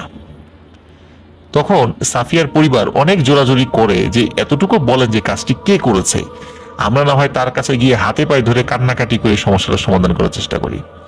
তখন হুজুর শুরুর দিকে এটা বলতে চান না, বললে সমস্যা। তারপরেও হুজুর বলেন যে এটি সাফিয়ার চাচার পরিবার থেকেই করা হয়েছে, এবং কেন করেছে সেটাও বলে দেন। জিনরা যখন এই বিষয়টি যখন তাকে ডিটেলস বর্ণনা করে তখন এই বিষয়টি বলে দেন। এ কথা শোনার পর তারা বাড়িতে চলে আসে। এদিকে সাফিয়ার পরিবারের পরেও কিন্তু বেশ কিছু হুজুরের কাছে গিয়েছিল, কিন্তু প্রত্যেকেই একই কথা বলে দেয় যে এই কাজ তারা করতে পারবে না। এদিকে দিনকে দিন সাফিয়ার অবস্থা কিন্তু খুবই অবনতির দিকে যেতে থাকে। মাঝে কি হয় যে ওই যে প্রতিনিয়ত স্বপ্নে ওই যে একটা জুব্বা পরা লোক আসতো, মাঝে বেশ কিছুদিন ওই লোকটি স্বপ্নে আসা বন্ধ করে দেয়। এই বিষয়টিও বলে যে সাফিয়া তার পরিবারকে বলে যে ওই স্বপ্নটা সে এখন আপাতত দেখছে না। তো তখন সাফিয়ার পরিবার মনে করে হয়তোবা কোনো হুজুরের থেকে সে কিছু ঝাড়ফুঁক তো নর্মাল নিত সাধারণভাবে, সে চিন্তা করেছে যে ওই পরিবারের লোকে চিন্তা করছে হয়তোবা কিছুটা উন্নতি হচ্ছে, কিন্তু আসলে কোনো উন্নতি হচ্ছিল না। আর সাফিয়ার পরিবার যখন বুঝতে পারে যে সালমার পরিবারই তার উপর ব্ল্যাক ম্যাজিক করেছে, তখন এই সাফিয়ার পরিবার তার পিতামাতার কাছে গিয়ে খুব হাতে পায়ে ধরে, মানে সালমার পিতামাতার কাছে, এবং বলে যে আমার মেয়ের জীবন ভিক্ষা দিন, কারণ তার এখন আর বাঁচার আশা নেই।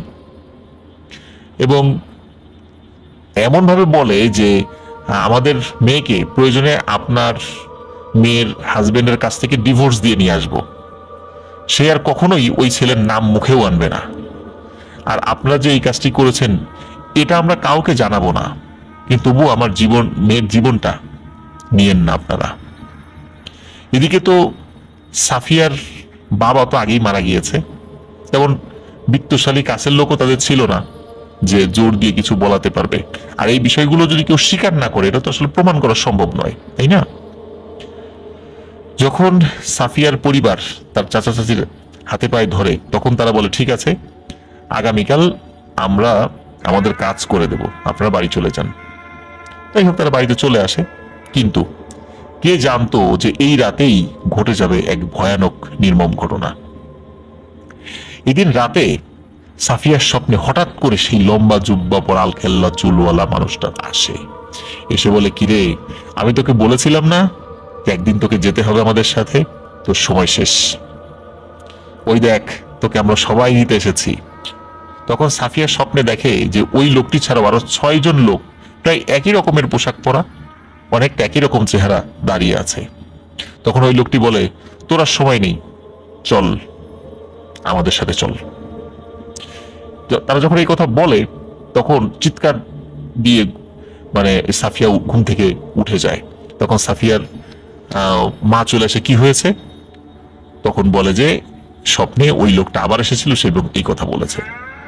সাফিয়ার মা দেখে যে সাফিয়ার সারা শরীর ঘামে একদম ভিজে একাকার হয়ে গেছে এই স্বপ্নটা দেখার কারণে।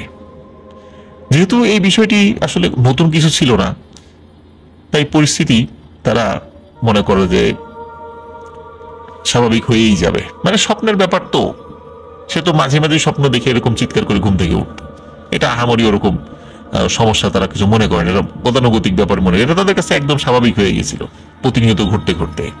তখন সাফিয়ার মা বা অন্যরা তারা তাদের রুমে চলে যায়। পরদিন সকালবেলা, তারিখটা ছিল 2022 সালের 13 জানুয়ারি, সকাল 8:30টার দিকে ঘটে যায় একটি হৃদয় বিদারক ঘটনা। হঠাৎ করে এই সাফিয়ার গলা থেকে রক্তবমি বের হওয়া শুরু হয়। চারদিকে শুধু চিৎকার চেঁচামেচির আওয়াজ, ওই বাড়ির লোকজন চিৎকার চেঁচামেচি শুরু করে দিয়েছে।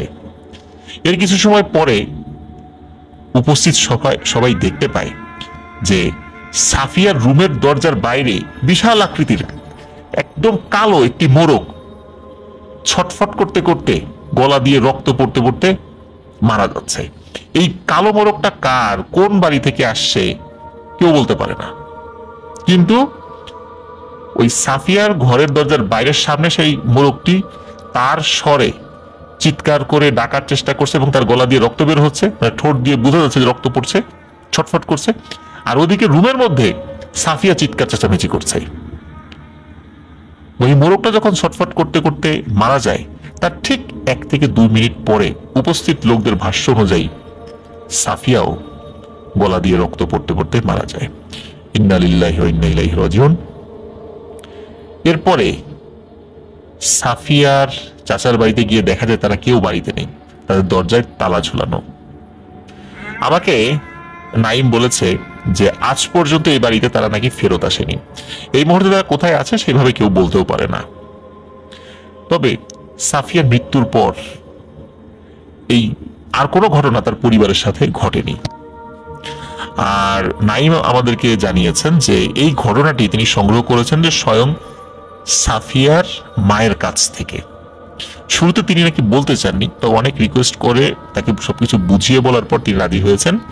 তবে সাফিয়ার বাবার নামটা বলতে মানা করেছেন, কারণ বাবার নামটা বললে অনেকে চিনে যাবে, আর গ্রামের নামটা উল্লেখ করতে মানা করেছেন।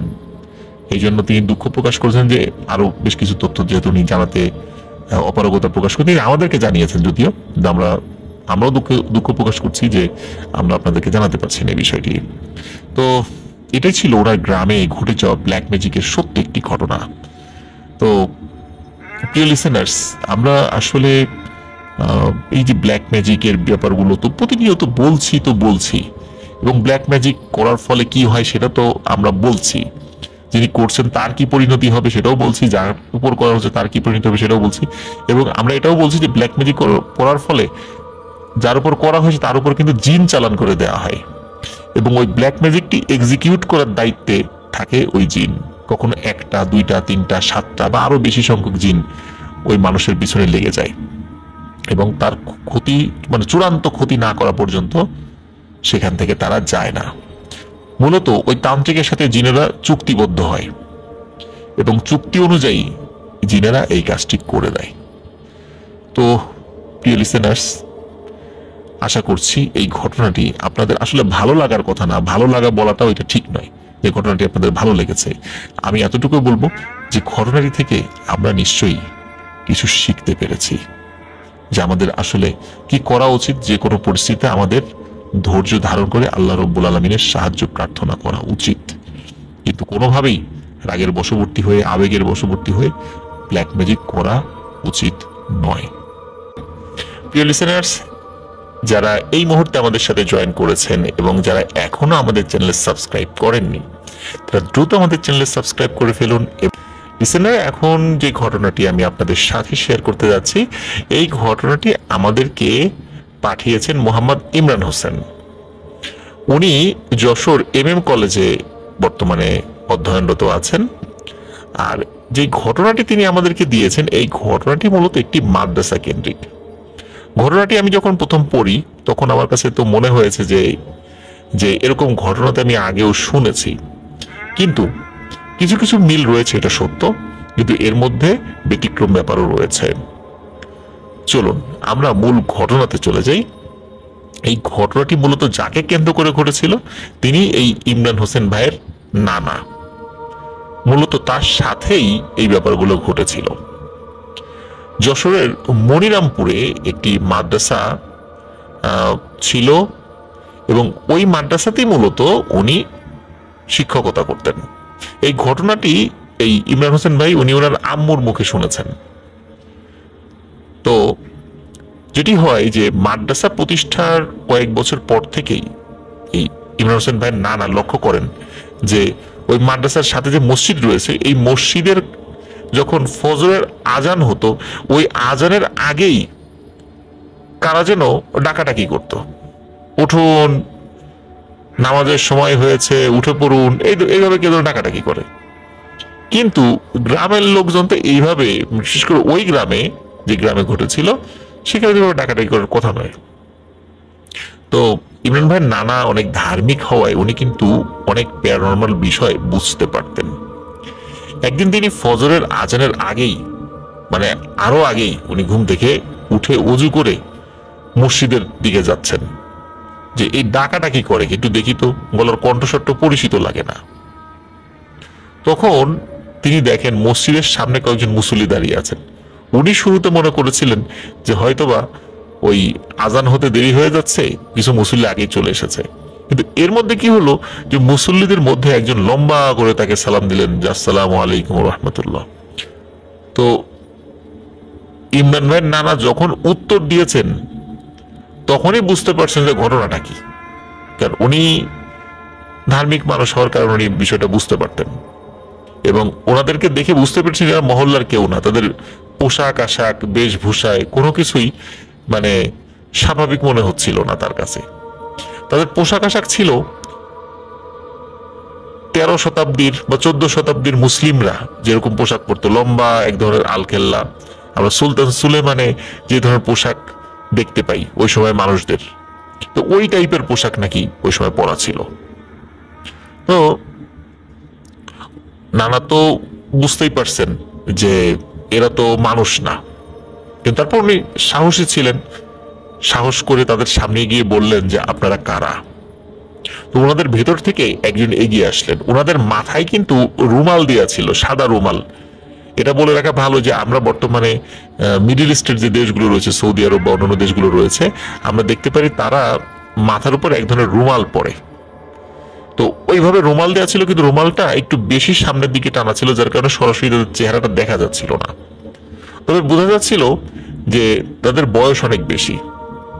তো ওনাদের মধ্যে একজন এগিয়ে এলেন। এগিয়ে এসে ওই ইমরান ভাই নানাকে বলছেন যে হুজুর, আমাদের একটা কথা রাখতে হবে, আমাদের ছেলে মেয়েকে আপনাকে পড়াতে হবে।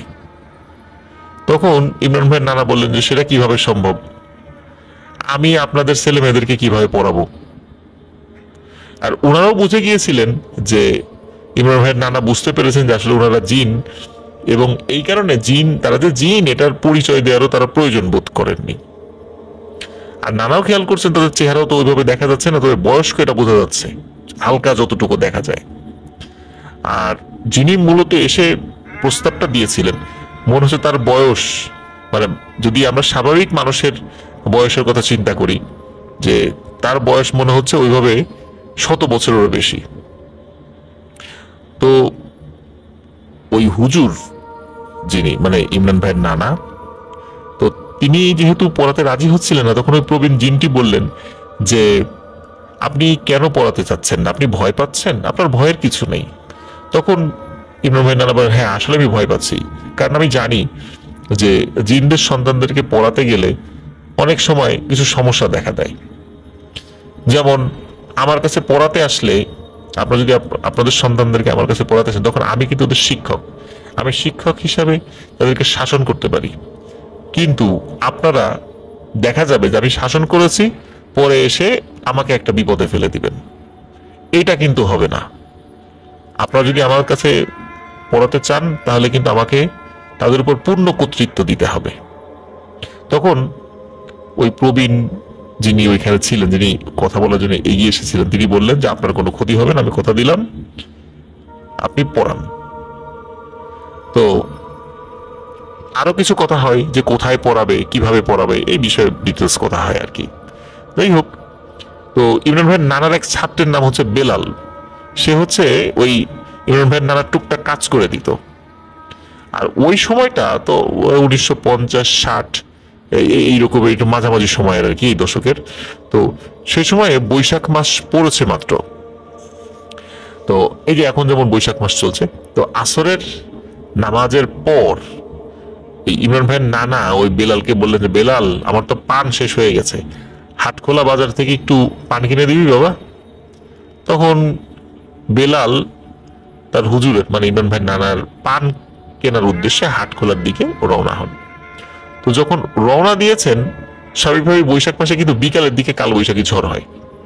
তো হঠাৎ করে আকাশ কালো ভেঙে ঢেকে গেল, আর বোঝাই যাচ্ছে যে একটু পরে ঝড় হবে।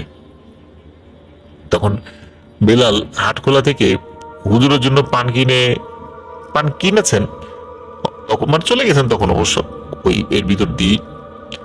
তো তখন দেখা যায় গেল যে ওই মাদ্রাসার আরো কিছু ছাত্র ভাই তারাও ওখানে আসছে, তাদের বাড়ির জন্য কিছু বাজার সদাই করতে আর কি। যেহেতু তারই ক্লাসমেট, বন্ধুদের সাথে কথায় কথায় একটু দেরি হয়ে যায়, এবং তারা মানে যারা আসছিলেন আর কি, তারা একই গ্রামের। তো ওরা কি করেছে যে ওদের কাজ করে কিন্তু ওরা চলে গেছে, কিন্তু ওই বেলালের যেই যাওয়ার যে জায়গাটা, সেটা আবার একটু অন্য সাইডের, মানে একটু অপোজিট ডিরেকশনে।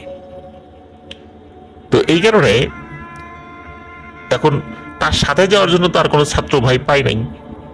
ওদিকে মাগরিবের আজান হয়ে গেছে। বেলাল চিন্তা করলো কেউ নাই, তাহলে মাগরিবের নামাজটা মসজিদে পড়ি, বৃষ্টিটা থামুক, হয়তো বা মুসল্লিদের মধ্যে কেউ হয়তো বা ওই মাদ্রাসার দিকে যাবে, তখন একসাথে যাব। ওই পথটা প্রায় 2 কিলোমিটারের মতো ছিল, প্রায় 2 কিলোমিটার। এখন বেলাল মাগরিবের নামাজের পরেও দেখলো যে যারা মসজিদে নামাজ পড়লো তারা কেউই ওই দিকে যাচ্ছে না, অন্যদিকে চলে যাচ্ছে। তো এখন কি আর করা, সে একাই রওনা দিল মাদ্রাসার দিকে। এখন মাদ্রাসার দিকে রওনা দিল। এখন কথা হলো যে সে যখন গিয়েছে, এই 2 কিলোমিটার পথ পাড়ি দিতে দিতে একটু বেশি সময় লেগে যায়, কারণ হলো ওই যে বৃষ্টির কারণে পথ কাদা হয়ে গিয়েছিল। আর কাদা পথ কিন্তু হাঁটতে হাঁটতে বেশ সময় লাগে, এবং যেহেতু রাস্তায় আছাড় খাওয়ার ভয় আছে, সে খুব সাবধানে হাঁটছিল। এই জন্য সে যত দ্রুত বিকেলবেলা আসতে পেরেছিল, মানে আসরের পরে রওনা দিয়ে মাগরিবের আগে চলে এসেছিল, এখন সে এত তাড়াতাড়ি যেতে পারছে না।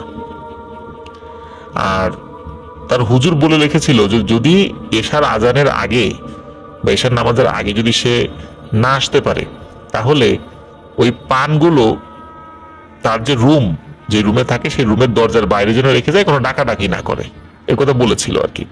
ওদিকে বেলাল এই কর্দমাক্ত রাস্তা পাড়ি দিয়ে আসতে আসতে অনেক দেরি হয়ে যাচ্ছে, কারণ তখনও কিন্তু গুড়ি গুড়ি বৃষ্টি মানে পড়ছে। আর মাঝে মাঝে যদিও মানে মনে হচ্ছে চাঁদ উঠবে, কিন্তু আসলে চাঁদ উঠছে না, মানে একটু চাঁদ ওঠে তো আবার মেঘে ঢেকে যায়, আবার গুড়ি গুড়ি বৃষ্টি শুরু হয়, মানে এরকম একটা অবস্থা চলছিল। পরে এমন একটা অবস্থা হয় যে সারা আকাশ এমন কালো মেঘে ঢেকে যায় যে আর পথ হাঁটাটাই কষ্ট হয়ে যায়। তখন একটু পথ হাঁটে এবং পেছন দিকে তাকায় যে কাউকে দেখা যায় কিনা, কেউ আসছে কিনা তার পিছনে পিছনে একটু গল্প করতে করতে যাবে, একা একা আর ভাল লাগছে না। কিন্তু সে কাউকে পায় না। মাঝে মাঝে মেঘের গর্জন এবং বিদ্যুতের চমকানিতে যতটুকু পথ দেখা যায় মনের আন্দাজে বেলাল হাঁটছে। তো হঠাৎ করে এই বেলালের মনে হলো তার পেছন থেকে আওয়াজ আসছে, মনে হচ্ছে অনেকগুলো বাচ্চা যদি কাদায় ছোটাছুটি করে যেমন ছোট ছোট পায়ের আওয়াজ হয় ঠিক তেমনি। কিন্তু পেছন দিকে তাকাতে সে আওয়াজ তো দূরের কথা, কাউকে দেখতে পায় না। আর অন্ধকারেও যেহেতু ওই মাঝে মাঝে বিজলির ঝলকানিতে কিছু দেখা যাচ্ছিল, কিন্তু সে দেখে যে না, কিছু না। কিন্তু ওই সে যখন আবার সামনের দিকে হাঁটে তখন এই ধরনের শব্দ শোনা যায়। তখন বেলাল জোরে জোরে দোয়া দুরূদ পড়তে লাগলো। মাদ্রাসায় সে চলে আসছে ইতোমধ্যে। এছাড়া ওই পথে আর তার সাথে কোনো ঘটনা ঘটেনি। আর সে দেখলো যে হুজুর নাই, এখন তো এশার আজান হয়ে গেছে, নামাজও হয়ে গেছে, তার তো আসতে অনেক দেরি হয়ে গেছে। এখন হুজুরের সেই কথা অনুযায়ী হুজুরের রুমের সামনে যে পাটাতন রয়েছে সেই পাটাতনের কাছে পান রেখে সে তার বাড়ির দিকে চলে যাওয়া শুরু করলো। তার বাড়ির কাছেই ছিল। তো বেলাল পান রেখে মাদ্রাসার মূল ভবনের সামনে আসতে চোখ আটকে গেল হল রুমের দিকে। তো কাঠের জানালায় যে ছিদ্র রয়েছে সেই ছিদ্র দিয়ে একটা উজ্জ্বল আলো বাইরে বের হয়ে আসে। তো বেলাল মনে মনে বলছে যে রাতের বেলা তো আমরা মাদ্রাসায় পড়ি না, কারণ এখন যদিও রাতের বেলা মাদ্রাসায় পড়ানো হয় তখন ওই গ্রামের ওই মাদ্রাসাগুলোতে এত তো উন্নত ছিল না। তখন সন্ধ্যার পরে আসলে ওইভাবে পড়ানোর সুযোগ খুব কম ছিল আর কি, একদম অজপাড়া গায়ের মাদ্রাসা। এই জন্য সন্ধ্যার পরে যে যার বাড়িতে চলে যেত। এখন স্টুডেন্ট তো নাই, তাহলে আলো আসে কোত্থেকে?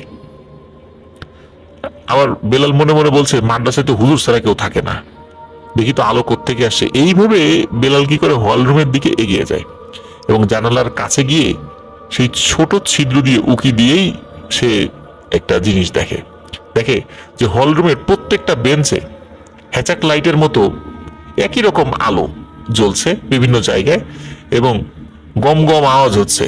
মনে হচ্ছে অনেক লোক ওখানে বসে আওয়াজ করে পড়ছে। আর যিনি হুজুর মানে ইমরান ভাইয়ের নানা, উনি ওনার একটা টেবিলে বসে আছেন, সামনে একটা হারিকেন এবং এই হারিকেনের আলোতে কি যেন লেখালেখি করছে। হঠাৎ করে বেলালের কানের কাছে কেউ ফিসফিস করে এসে বলে, চলে যা, আর থাকিস না এখানে, চলে যা, এক্ষুনি যা। বেলাল ভয় পেয়ে মানে এমন একটা অবস্থা হয়েছে, ভয় পেয়ে যে মানে কাঁপতে কাঁপতে ওর দুই হাঁটুতে বাড়ি লাগছে, এমন একটা অবস্থা। সে কোনো মতো ওইখান থেকে ঝেড়ে দৌড়। পথ তো পিচ্ছিল ছিল, বাড়িতে যেতে যেতে না হলে 5 থেকে 7 বার আচার খেয়েছে সে, কিন্তু উঠে আবার দৌড়। বাড়িতে যাওয়ার পর তার বাড়ির লোকজন কিরে তো এই অবস্থা কেন? তখন বলে যে ও কিছু না, কলে যাই গোসল করব। পুকুর ছিল কিন্তু পুকুরে সে যায়নি, কারণ পুকুরে গেলে সে চিন্তা করছে আবার পানির মধ্যে থেকে যদি টান দিয়ে নিয়ে যায় তাকে, একটু আগে যে ঘটনা ঘটছে। এই জন্য সে ভয় পুকুরেও জানে, কলে গোসল করে ফ্রেশ হয়ে সে ঘরে আসে, কাউকে কিছু বলে না ওই সময়। তো যাই হোক, বেলালের এই বিষয়টির পরে আমরা আর একটা ব্যাপারে আসি। সেটা হলো নিয়ম অনুযায়ী ইমরান ভাইয়ের নানা কিন্তু জিন স্টুডেন্টদের পরীক্ষা নিতেন। তো উনি ক্লাসে বসে ওদের পরীক্ষার খাতা দেখতেন। তো সামনে ওনার স্টুডেন্টটা পড়তো, মানে জিন স্টুডেন্টটা। আর ওনার বয়স বেশি হওয়ার কারণে উনি চশমা পড়তেন। আর সবসময় পাশে একটা লম্বা কালো ছাতা থাকতো তার, ওইটাকেই তিনি ছড়ি হিসাবে ইউজ করতেন। বোর্ডে কিছু লেখলে সেটা দেখানোর চেষ্টা করতেন। আর যেহেতু ওই সময় ওই যে বৈশাখ মাস ছিল, ঝড় বৃষ্টির সময় ছিল, এই জন্য সেটা ছাতা কাছে রাখতেন আর কি। একদিন মানে এক রাতে কি হলো যে তিনি তো ওই বসে বসে পরীক্ষার খাতা দেখছেন, আর সামনে ওনার যিনি স্টুডেন্টরা লেখাপড়া করছে। তিনি হঠাৎ খেয়াল করেন যে ওনার যে হারিকেন রয়েছে পাশে, হারিকেন আলোতে যেটা উনি আর কি খাতা দেখছিলেন, হারিকেনের আফসালতে তিনি দেখেন যে ওনাদের টেবিলের পাশে একটা সাপ ফোনা তুলে ওই পরীক্ষার খাতার দিকে তাকিয়ে আছে। এখন নানা চিন্তা করছেন যে এই আশেপাশে ঝড় বৃষ্টির দিন করে সাপ উঠে আসছে এখানে। তো উনি কোনো কিছু না ভেবেই ওই যে ওইখানে যে ছাতাটা ছিল, এই ছাতাটা উনি কাছে রাখতেন, সেই ছাতাটা নিয়ে ঠাস করে এটার একটা মানে বাড়ি, মানে সাপের গায়ে যেই না বাড়ি মেরেছেন, অমনি ওই হলরুমের মধ্যে প্রলয়ঙ্করী ঝড় শুরু হয়ে যায়। একে একে দরজা জানালা খুলে জানালার কপাট একটার সাথে একটা ঠাস ঠাস করে বাড়ি খেতে লাগে। আর নিমিষেই হলরুমের সব আলো নিভে যায়। শুরু হলো এক ভিন্ন খেলা। একসাথে জ্বলে উঠলো শত শত আগুনের গোলা। নানা তো এসব দেখে মারাত্মক ভয় পেয়ে যান এবং মনে মনে আয়াতুল কুরসি পড়তে লাগলেন। তারপর কি হয়, এই আগুনের গোলাগুলো সব একে একে ওই রুম থেকে বের হয়ে যায়। তখন ইমরান ভাই নানা ভাবলেন আজ আর উনি মাদ্রাসায় থাকবেন না, বাসায় চলে যাবেন। এই বলে মাদ্রাসার রুম থেকে উনি বেরিয়ে বাসার উদ্দেশ্যে হাঁটা ধরলেন। তো ওই রাত্রে আকাশে কিন্তু ভরা পূর্ণিমা ছিল। তো উনি বের হয়েছেন। ওদিকে ওনার হাতে কিন্তু হারিকেন রয়েছে, এটা টিম টিম করে জ্বলছিল। উনি কিছুটা পথ হাঁটতেই ওনার মানে একটা ফিলিংস হলো যে ওনার পায়ের সাথে ঠান্ডা কিছু জড়িয়ে আছে। হারিকেনের আফসা আলো তিনি দেখলেন একটা সাপ তার পায়ের সাথে জড়িয়ে আছে। তো ইমরান ভাইয়ের নানা ভয় পেয়ে হাতে যে ছাতা ছিল ওই ছাতা দিয়ে সাপের মাথা বরাবর মারলেন এক বাড়ি, আর সাথে সাথে ওই সাপটা পা থেকে খুলে পড়ে যায় এবং খুলে পড়ে গিয়ে ওটা একটা কাক হয়ে ছটফট করতে থাকে। তখন উনি বুঝতে পারছেন যে সর্বনাশ, উনি তো একটা বিশাল বড় ভুল করে ফেলছেন। এটা তো আসলে সাপ না, উনি তো আসলে সাপ মনে করে উনি আঘাত করছেন। এটা তো আসলে জিনের সন্তান বা জিন। তিনি চিন্তা করেন যে আজকে আর বাড়ি যাওয়া যাবে না, এই যে ভুলটা করছে এই ভুলের মাসুল তো আমাকে দিতেই হবে। জিনেরা যতই বলুক যে আপনার কিছু হবে না, ওরা তো এইটার একটা মানে খেসারত আমার থেকে তুলেই নেবে। তিনি আবার পিছু হটে মাদ্রাসার দিকে হাঁটা ধরলেন। তো মাদ্রাসা পর্যন্ত যাওয়ার আগ পর্যন্ত ওনার সাথে কোনো সমস্যা হয়নি। তিনি অজু করে ওনার যে রুম ছিল সেই রুমে গিয়ে ঘুমিয়ে পড়লেন। তো ওনার যখন ঘুম ভেঙেছে তখন তিনি দেখলেন তিনি ঠিক খাটের উপরে শুয়ে আছেন, কিন্তু সেটা তার মাদ্রাসার রুম না, একটা বিশাল বড় মাঠের মাঝখানে তিনি শুয়ে আছেন। আশেপাশে হাজার হাজার সাদা কাপড় পরা মানুষ এবং এর মধ্যে একটা চেয়ারে কোনো একজন মানুষ বসে রয়েছেন তার মনে হচ্ছে। আর ইমরান ভাইয়ের নানার পাশে একজন লোক দাঁড়িয়ে আছে, তিনি বলছেন যে আপনি যেটা করেছেন তার খেসারত আপনাকে দিতে হবে। ইমরান ভাইয়ের নানার তো ভয়ে গলা শুকিয়ে গেল, তিনি কথা বলার শক্তি হারিয়ে ফেলেছেন। তখন উনি বললেন যে আমি আবার কি করলাম? তখন ওই লোকটা কর্কশ কণ্ঠে বলে ওঠে, আপনি আমাদের বাদশার ছেলেকে গতকাল রাতে মেরে ফেলেছেন। আজকে আপনার বিচার হবে এবং বিচারে মৃত্যুদণ্ড দেওয়া হবে। ইমরান ভাই নানা তো ভয়ে আল্লাহর কাছে দোয়া করছেন। কিছুক্ষণ বাদে বিচার শুরু হলো। ওই একটা চেয়ারে যিনি বসেছিলেন উনি বিচারক, উনি নাকি ওই জিনদের বাদশা। তো বাদশা নিজেই বলছে আপনি কেন আমার ছেলেকে মেরে ফেলেছেন, এর জবাব আপনি দিতে না পারলে আপনার মৃত্যু অবধারিত। তো তখন নানা ভয়ে ভয়ে বললেন যে হযরত মুহাম্মদ সাল্লাল্লাহু আলাইহি ওয়াসাল্লাম বলেছেন সাপ যদি কেউ দেখে তাকে মেরে ফেলতে হবে।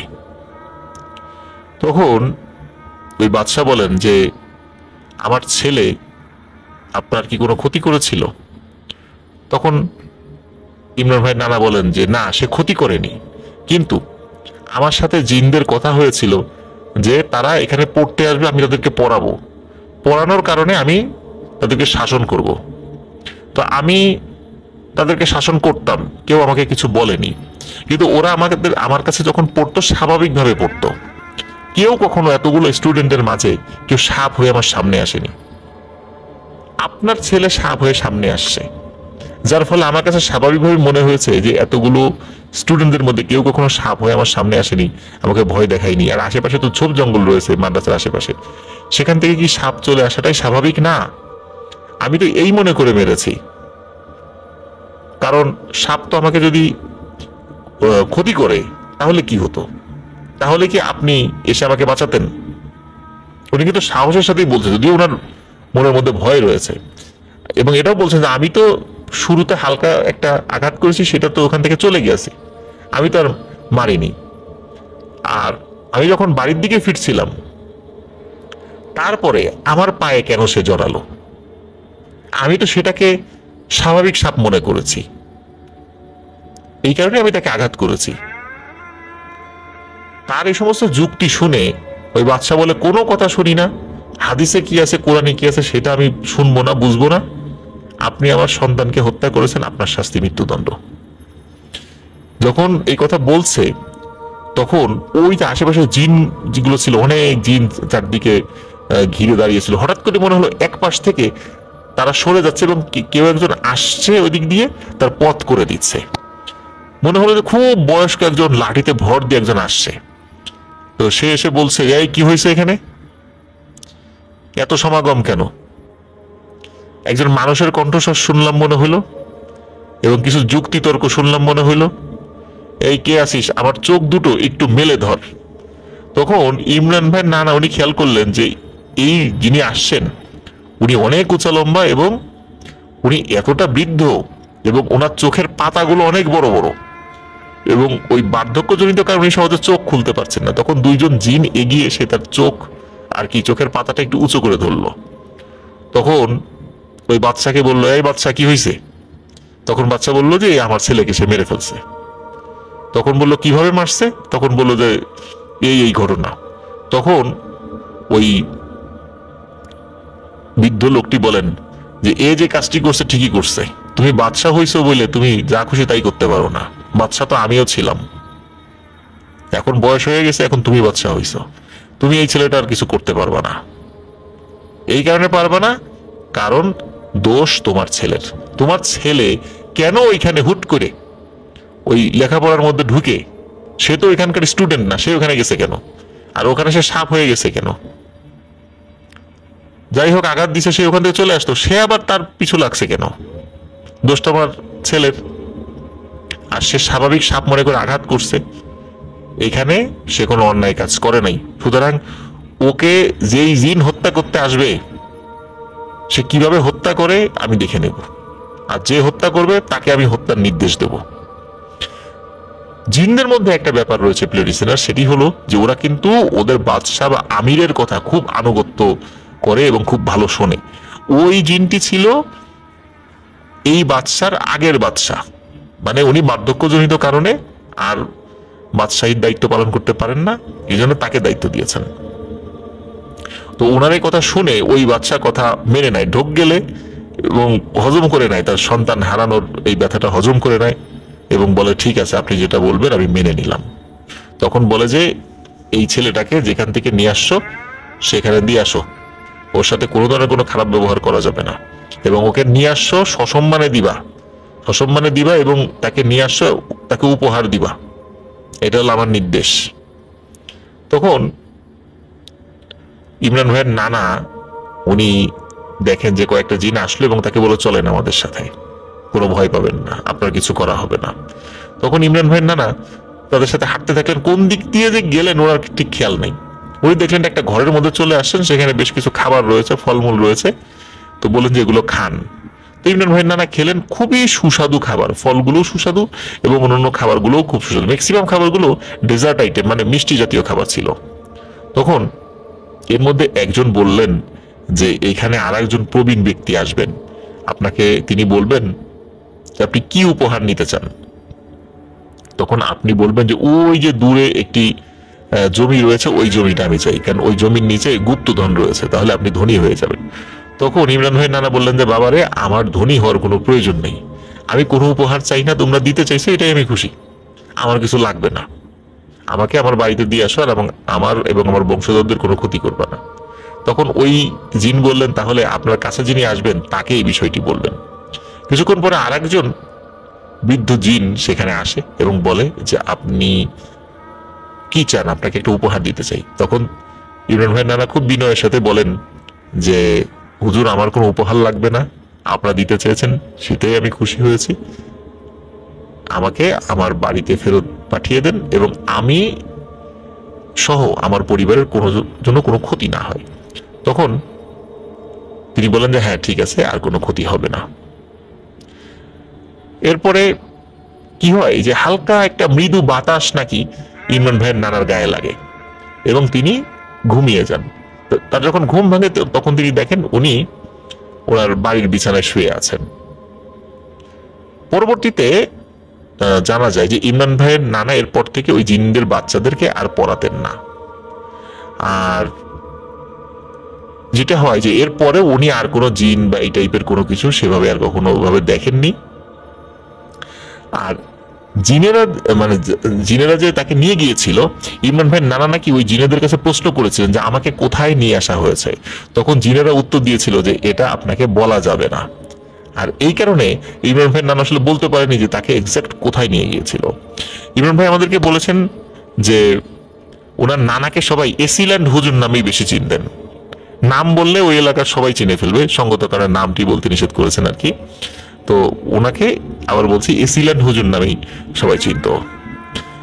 তো প্রিয় লিসেনার্স, এটাও উনি বলেছেন যে ওনার নানা একজন বীর মুক্তিযোদ্ধা ছিলেন এবং মুক্তিযোদ্ধাদের সাথে নাকি একটি ঘটনা ঘটেছিল, সেই ঘটনাটি আমাদের ইমরান ভাইয়ের কাছে আছে, সেটি উনি পরে পাঠাতে চেয়েছেন, যেটি উনি জানতে পেরেছিলেন যে মুক্তিযোদ্ধাদের সাথে কি ঘটনা ঘটেছিল একটা ওই মুক্তিযুদ্ধ চলাকালে আর কি। তো অসংখ্য ধন্যবাদ ইমরান হোসেন ভাই, আপনার নানার সাথে ঘটে যাওয়া চমৎকার একটি ঘটনা আমাদের সাথে আপনি শেয়ার করেছেন। তো আশা করছি আপনি যে ঘটনাটার হিন্টস আমাদেরকে দিয়েছেন, যেটা পরবর্তীতে আমাদেরকে পাঠাতে চেয়েছেন, আপনি অনেক দ্রুত ঘটনাটি লিসেনারদের উদ্দেশ্যে পাঠিয়ে দেবেন। কারণ আমরা এখন পর্যন্ত মুক্তিযোদ্ধাদের সাথে ঘটে যাওয়া ঘটনা খুব একটা পেয়েছি বলে আমার মনে পড়ে না। আমার মনে হয় যে এই ঘটনাটি আমাদের লিসেনারদের অনেক ভালো লেগেছে এবং সামনে যেটা পাঠাবেন ইনশাল্লাহ সেটাও ভালো লাগবে।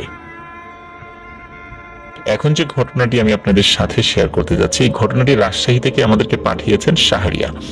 শাহরিয়া কিন্তু এর আগেও দুটি ঘটনা আমাদেরকে পাঠিয়েছিলেন এবং সেই দুটি ঘটনা আমরা ইতিমধ্যে প্রচার করেছি এবং এটি ওনার পাঠানো তৃতীয় ঘটনা। তো সরাসরি ঘটনাতে চলে যাই।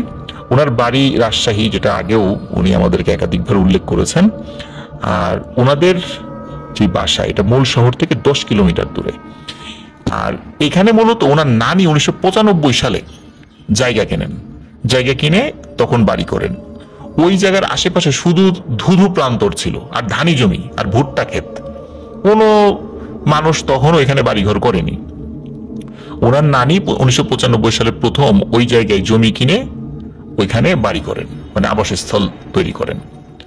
এবং ওনার বাড়ি করার কারণেই ওই জায়গাটা আস্তে আস্তে আবাদ হতে থাকে। আবাদ হতে থাকে বলতে ওই জায়গাটাতে আরো অন্যান্য লোকজন এসে ঘর বাড়ি করতে থাকে। 1995 সালে জমি কেনার পরেই যে উনি ওখানে ঘর বাড়ি করেছেন তা নয়, উনি মূলত 2006 সালে ওই জায়গায় বাড়ি করেন। শুরুতে পড়েই ছিল আর কি। তখন আশেপাশের অনেকেই সেখানে জমি কেনে এবং আস্তে আস্তে ঘর বাড়ি বানানো শুরু করে। শুরুতে ওই একটা পরিবারই ছিল এখানে, আস্তে আস্তে সেই জায়গাটা মানে ডেভেলপ হয়েছে আর কি। তো এই কারণে ওনার নানির ওই বাড়ির কারণেই ওই জায়গাটাতে একটা গ্রামের মতো হয়ে ওঠে। আর বিভিন্ন জায়গার মানুষ এসে ওইখানে জমি কিনতো। দেখা গেল চাঁপাইনবাবগঞ্জ থেকে মানুষ এসে এখানে জমি কিনে রাখতো, আবার যশোর থেকে মানুষ এসে এখানে জমি কিনে রেখেছে। যেহেতু ওই প্রথমে একটা বাড়ি ছিল, সবাই এই শাহরিয়ার ভাইয়ের নানিকেই বিশ্বাসযোগ্য মনে করতো। আশেপাশে তো জমি দেখাশোনার কেউ ছিল না। তারা ওনার নানিকে বলতো যে তাদের জমি যেন তারা দেখাশোনা করে, এবং তার নানিও তাদের কথা ফেলতে পারতেন না। তিনি যত সম্ভব দেখাশোনা করার চেষ্টা করতেন যেন অন্য কোনো মানুষ সেই জমির কোনো ক্ষতি করতে না পারে। তো ওই জায়গার পাশেই একটা বড় আম বাগান ছিল, একটু বেশ দূরেই হবে আর কি। শুরুতে তো ধুধু প্রান্তর ছিল 1995 সালে, আস্তে আস্তে সেখানে একটু ডেভেলপ হয়েছে আর কি। কেউ কেউ আম বাগান করেছে, কিন্তু বসত বাড়ি ছিল না। তো যিনি মূলত এই আম বাগানের জন্য জায়গা কিনেছিলেন, উনি চট্টগ্রামে একটা বড় একটা সরকারি পদে উনি ছিলেন আর কি। তো ওই আম বাগান দেখাশোনার দায়িত্বটা ওই শাহরিয়া ভাইয়ের নানিকেই দেয় মূলত। এবং উনি বলেন যে যে আম হয় আমাকে দিলে দিবেন, না দিলেও সমস্যা নাই, আপনারা খেয়েন, কোনো সমস্যা, খালি দেখাশোনা করবেন যেন আম গাছ কেউ কেটে না ফেলে বা কেউ ক্ষতি টতি না করতে পারে। জাস্ট এতটুকুই দায়িত্ব ছিল আর কি না। তো ওই শাহরিয়া ভাইয়ের নানির কিন্তু বেশ কিছু গরু ছাগল ছিল। এখন আশেপাশে ওরকম তো মানে ক্ষেত বলতে ঘাস এরকম কম ছিল। এই কারণে ওই যে আম গাছ ছিল, ওই আম গাছের ওই সাইডটাতে বেশ ঘাস টাস হয়েছিল। এই কারণে ওনার গরু ছাগলগুলো ওই আম বাগানে উনি বেঁধে আসতেন। এখন এই গরু ছাগলগুলো দেখাশোনা করা ওনার জন্য একটু কঠিন ব্যাপার ছিল। এই কারণে উনি গ্রাম থেকে ওনার দুঃসম্পর্কের এক ভাই, মানে শাহরিয়া ভাইয়ের এক মামাকে ডেকে আনেন। ওই মামার নাম ছিল রফিক, সাল 2011। এর মধ্যে ওই জায়গা অনেক ডেভেলপ হয়েছে আর কি। তো ওই রফিক মামার একটা সমস্যা ছিল, উনি ছিল বেশ সহজ সরল, একটু বোকা কিসিমের, মাথায় কিছুটা সমস্যা ছিল। মানে সমস্যা ছিল এরকম যে খুব সহজ সরল, যে যেটা বলতো সেটাই বিশ্বাস করত, কোনো পেঁয়াজ ঘুষ ছিল না তার মধ্যে। আর ওনার এই বোকামির কারণে পরিবারের অনেক লস হতো। দেখা গেল কোনো একটা বিষয় হারিয়ে ফেলেছে বা কোনো ক্ষতি হয়ে গেছে, এই জন্য ওনাকে সবাই খুব বকাচকা করতো, মারধর করতো, খুব খারাপ ব্যবহার করতো ওনার সাথে। সাহেব ভাই নানি চিন্তা করেন যে ওকে নিয়ে আসি, ও সহজ সরল মানুষ, ও থাক এখানে, এসে আমার গরু ছাগল দেখাশোনা করুক। এই চিন্তা করে ওই রফিক মামাকে সাহেব ভাইয়ের নানি নিয়ে আসেন, নিয়ে এসে ওই গরু ছাগল এগুলা রাখতে দেন। তখন ওর বয়স খুব বেশি ছিল না, 15-16 বছর বয়স ছিল আর কি। এখন প্রতিদিন তো উনি আমবাগানে যান, ওই গরু ছাগল রাখেন, আবার বাড়িতে চলে আসেন, বাড়ির অন্য কাজ করেন, আবার বিকালবেলা সেই গরু ছাগল নিয়ে আসেন। এইটা ছিল ওনার প্রতিদিনের কাজ। এখন একদিন একটা সমস্যা হয়। সমস্যা কি, যে অন্যান্য কাজ করতে করতে ওই রফিক ভুলে যায় যে গরু ছাগল আনতে হবে ওই আমবাগান থেকে। আর আমবাগান থেকে গরু ছাগল আনতে হবে যখন, এই বিষয়টা যখন যার মনে পড়ে, তখন অলরেডি সন্ধ্যা হতে মিনিট 20 মতো আছে।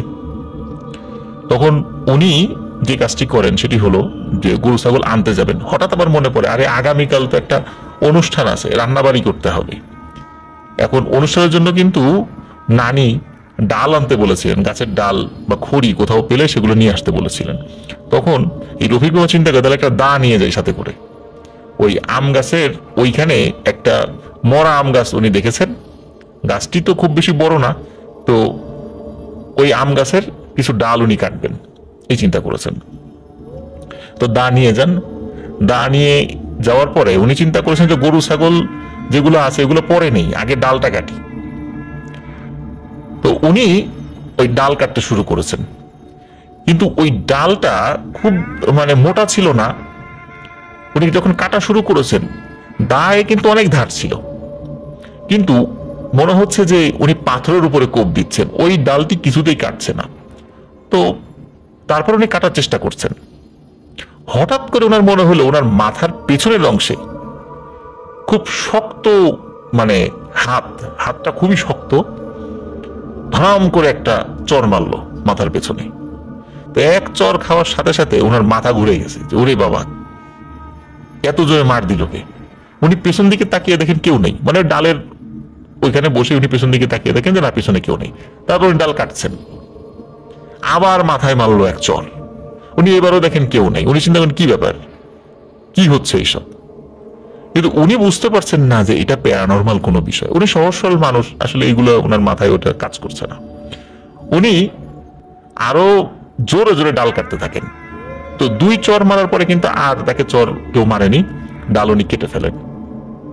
কেটে ফেলার পর কি হয়, উনি দৌড়ে আগে ওই নানি বাড়ি যান, গিয়ে সারিয়া ভাই নানিকে ডাকে যে ডাল কাটছি, আসো আসো, ডাল টেনে নিয়ে যেতে হবে। তখন তার নানি বলে যে তুই ডাল কাটছিস এই সংবাদ দেওয়ার জন্য আসলি, তো গরু ছাগলের সাথে করে নিয়ে আসতি। ওহো, ভুল হয়ে গেছে। প্রিয় লিসেনার, তাহলে বুঝতেই পারছেন উনি কতটা সহজ সরল মানুষ ছিলেন। যিনি যে খালি হাতে যাবেন, গরু ছাগলগুলোর সাথে নিয়ে যেতে পারতেন, তা উনি নেননি। উনি খবর দিতে গেছেন যে অন্য লোক যেন ডাল নিয়ে যায়। ওটা ভারী ছিল, তো একার পক্ষে ওটা টেনে নিয়ে যাওয়া একটু কঠিন ছিল। তো যেহেতু মাটির উপর থেকে টেনে নিয়ে যেতে হবে, এই জন্য অনেক শক্তির প্রয়োজন ছিল। তো যাই হোক, পরিবারের কয়েকজন সদস্যরা এগিয়ে আসেন, তারা ডালটি নিয়ে যান। কিন্তু ডাল নিতে যখন আসছেন, অলরেডি তখন কিন্তু সন্ধ্যা হয়ে গেছে, মানে রাত হয়ে গেছে, ঠিক সন্ধ্যার ইমিডিয়েট পরেই আর কি। তখন ওই ডাল দেখে ওই সাহেবের নানি তাকে, ওই রফিক বাবাকে খুব রাগারাগি করেন যে এই তোর রাতের বেলা ডাল কাটতে বলছে কে? রাতের বেলা গাছের ডাল কাটতে হয় না, জানিস না? কাটলি কেন?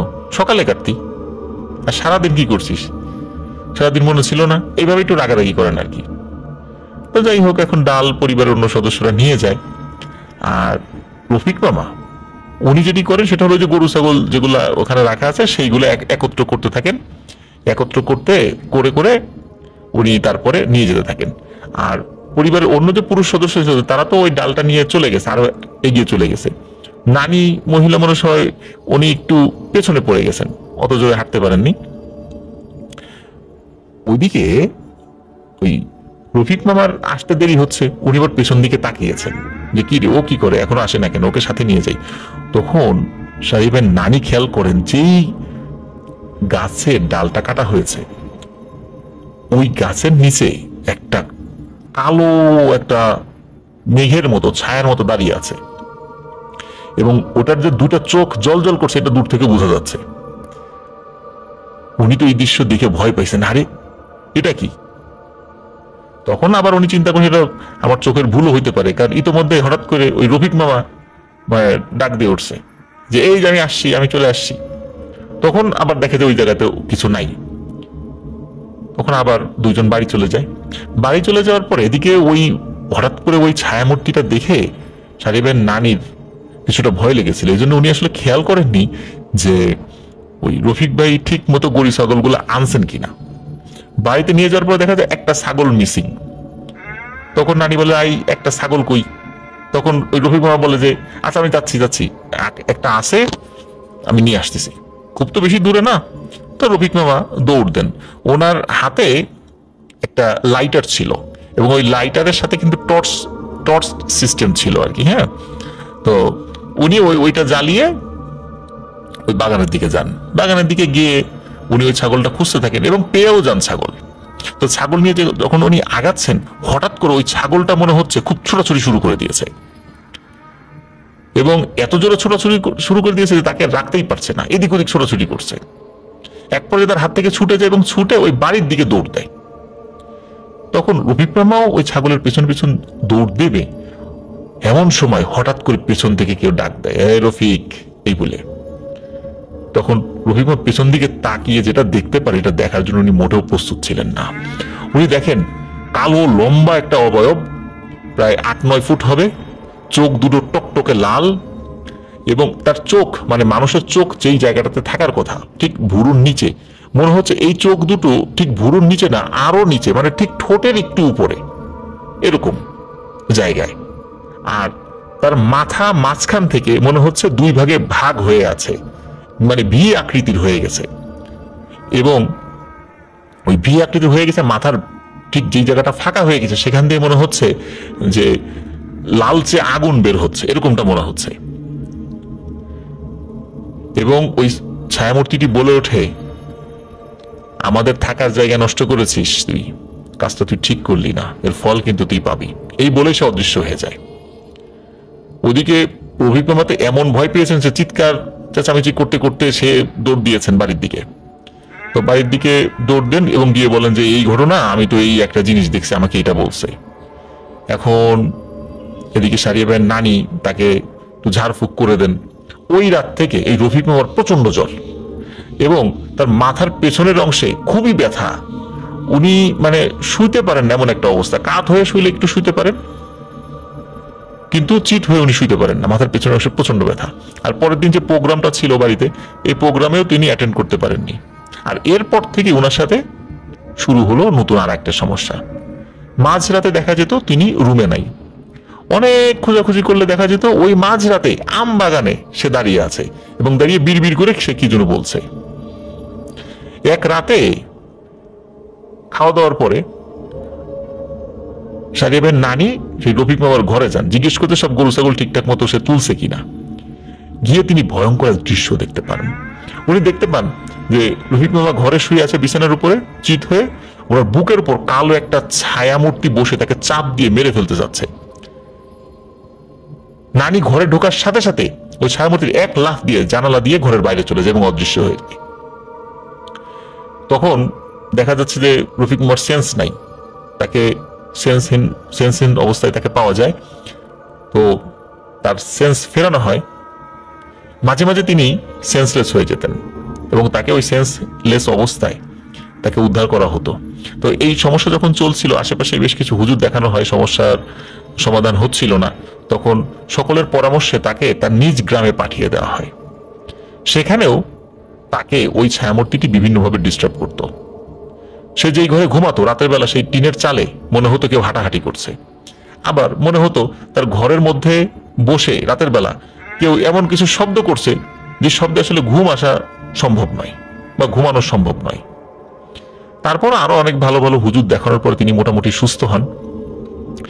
আর উনি আগে থেকেই ওই স্যালো মেশিন মেরামতের কাজ কিছুটা জানতেন, পরে আরো কিছু কাজ শেখেন এবং সেগুলো মেরামত করে বেশ টাকা পয়সারও মালিক হন। এদিকে তার বয়সও বেড়ে যাচ্ছিল।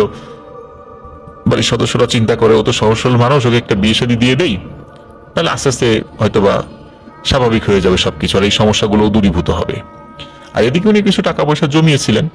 এই চিন্তা করেন যে একটা বাড়ি তুলি, মানে একটা ঘর তুলি, দেয়ালটা হবে ইটের আর টিনটা হবে হলো ছাদটা হবে টিনের। এখন তার বিয়ে শাদীর বয়সও হয়ে গিয়েছিল, আর উনি একান্নবর্তী পরিবারে থাকতেন, তো উনি চাচ্ছিলেন আলাদা থাকতে, কারণ অনেকেই ওনার সাথে আসলে খুব ভালো ব্যবহার করতো না। এই জন্য উনি আলাদা বাড়ি বানাতে চাচ্ছিলেন। তো বাড়ি বানানো শুরু করেন, দেয়াল তোলা শেষ, উপরে টিন লাগাবে, এরকম একটা সিচুয়েশন তৈরি হয়।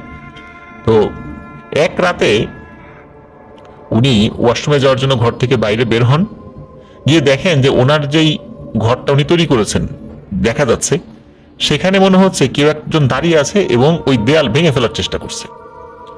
তো উনি চিন্তা করেন যে নিশ্চয়ই আমার আত্মীয় স্বজনদের মধ্যে কেউ শত্রুতা করে দেয়াল ভেঙে ফেলার চেষ্টা করছে। উনি জিজ্ঞেস করেন, এই কে রে এখানে, কি করিস? এই বলে শুনি তিনি এগিয়ে যান ওইদিকে, গিয়ে দেখেন ওই যে যেই অবয়বটি উনি দেখেছিলেন, ভয়ানক অবয়ব, ওই অবয়বটি ওখানে দাঁড়িয়ে আছে এবং হাত দিয়ে আঘাত করে দেয়াল ভেঙে ফেলার চেষ্টা করছে এবং একটা অংশ ভেঙেও ফেলেছে। এবং ওই অবয়বটি বলে, তুই আমাদের থাকার জায়গা নষ্ট করেছিস, এত সহজে তোকে ছেড়ে দেব? তো উনি দেন এক চিৎকার, ওখানে আবার সেন্সলেস হয়ে যান। তো সংজ্ঞাহীন অবস্থায় আবার তার বাড়ির লোকজন উদ্ধার করে তাকে সেখান থেকে। পরের দিন সকালবেলা সকলে দেখতে পায় যে ওই বাড়ি যেটা উনি করেছিলেন দেয়াল, এর প্রত্যেকটা ইট আলাদা আলাদা করা, মানে এমন ভাবে ভেঙেছে প্রত্যেকটা ইট আলাদা আলাদা হয়ে গেছে, মানে অর্ধেক ভেঙেছে অর্ধেক আলাদা করেছে, বিষয়টা এরকম নয়। আর এই কাজটা ওনার পরিবারের সদস্য কেউ করেনি। উনি চিন্তা করেন কেউ শত্রুতা করে ওটা করার কথা নয়, তাহলে কে এই কাজটি করলো? তবে এটা সত্য যে এই দেয়াল ভাঙার পরে ওনার সাথে আর কোনো ঘটনা ঘটেনি, উনি এখন স্বাভাবিকভাবে জীবনযাপন করছেন। তো এটি ছিল ঘটনা।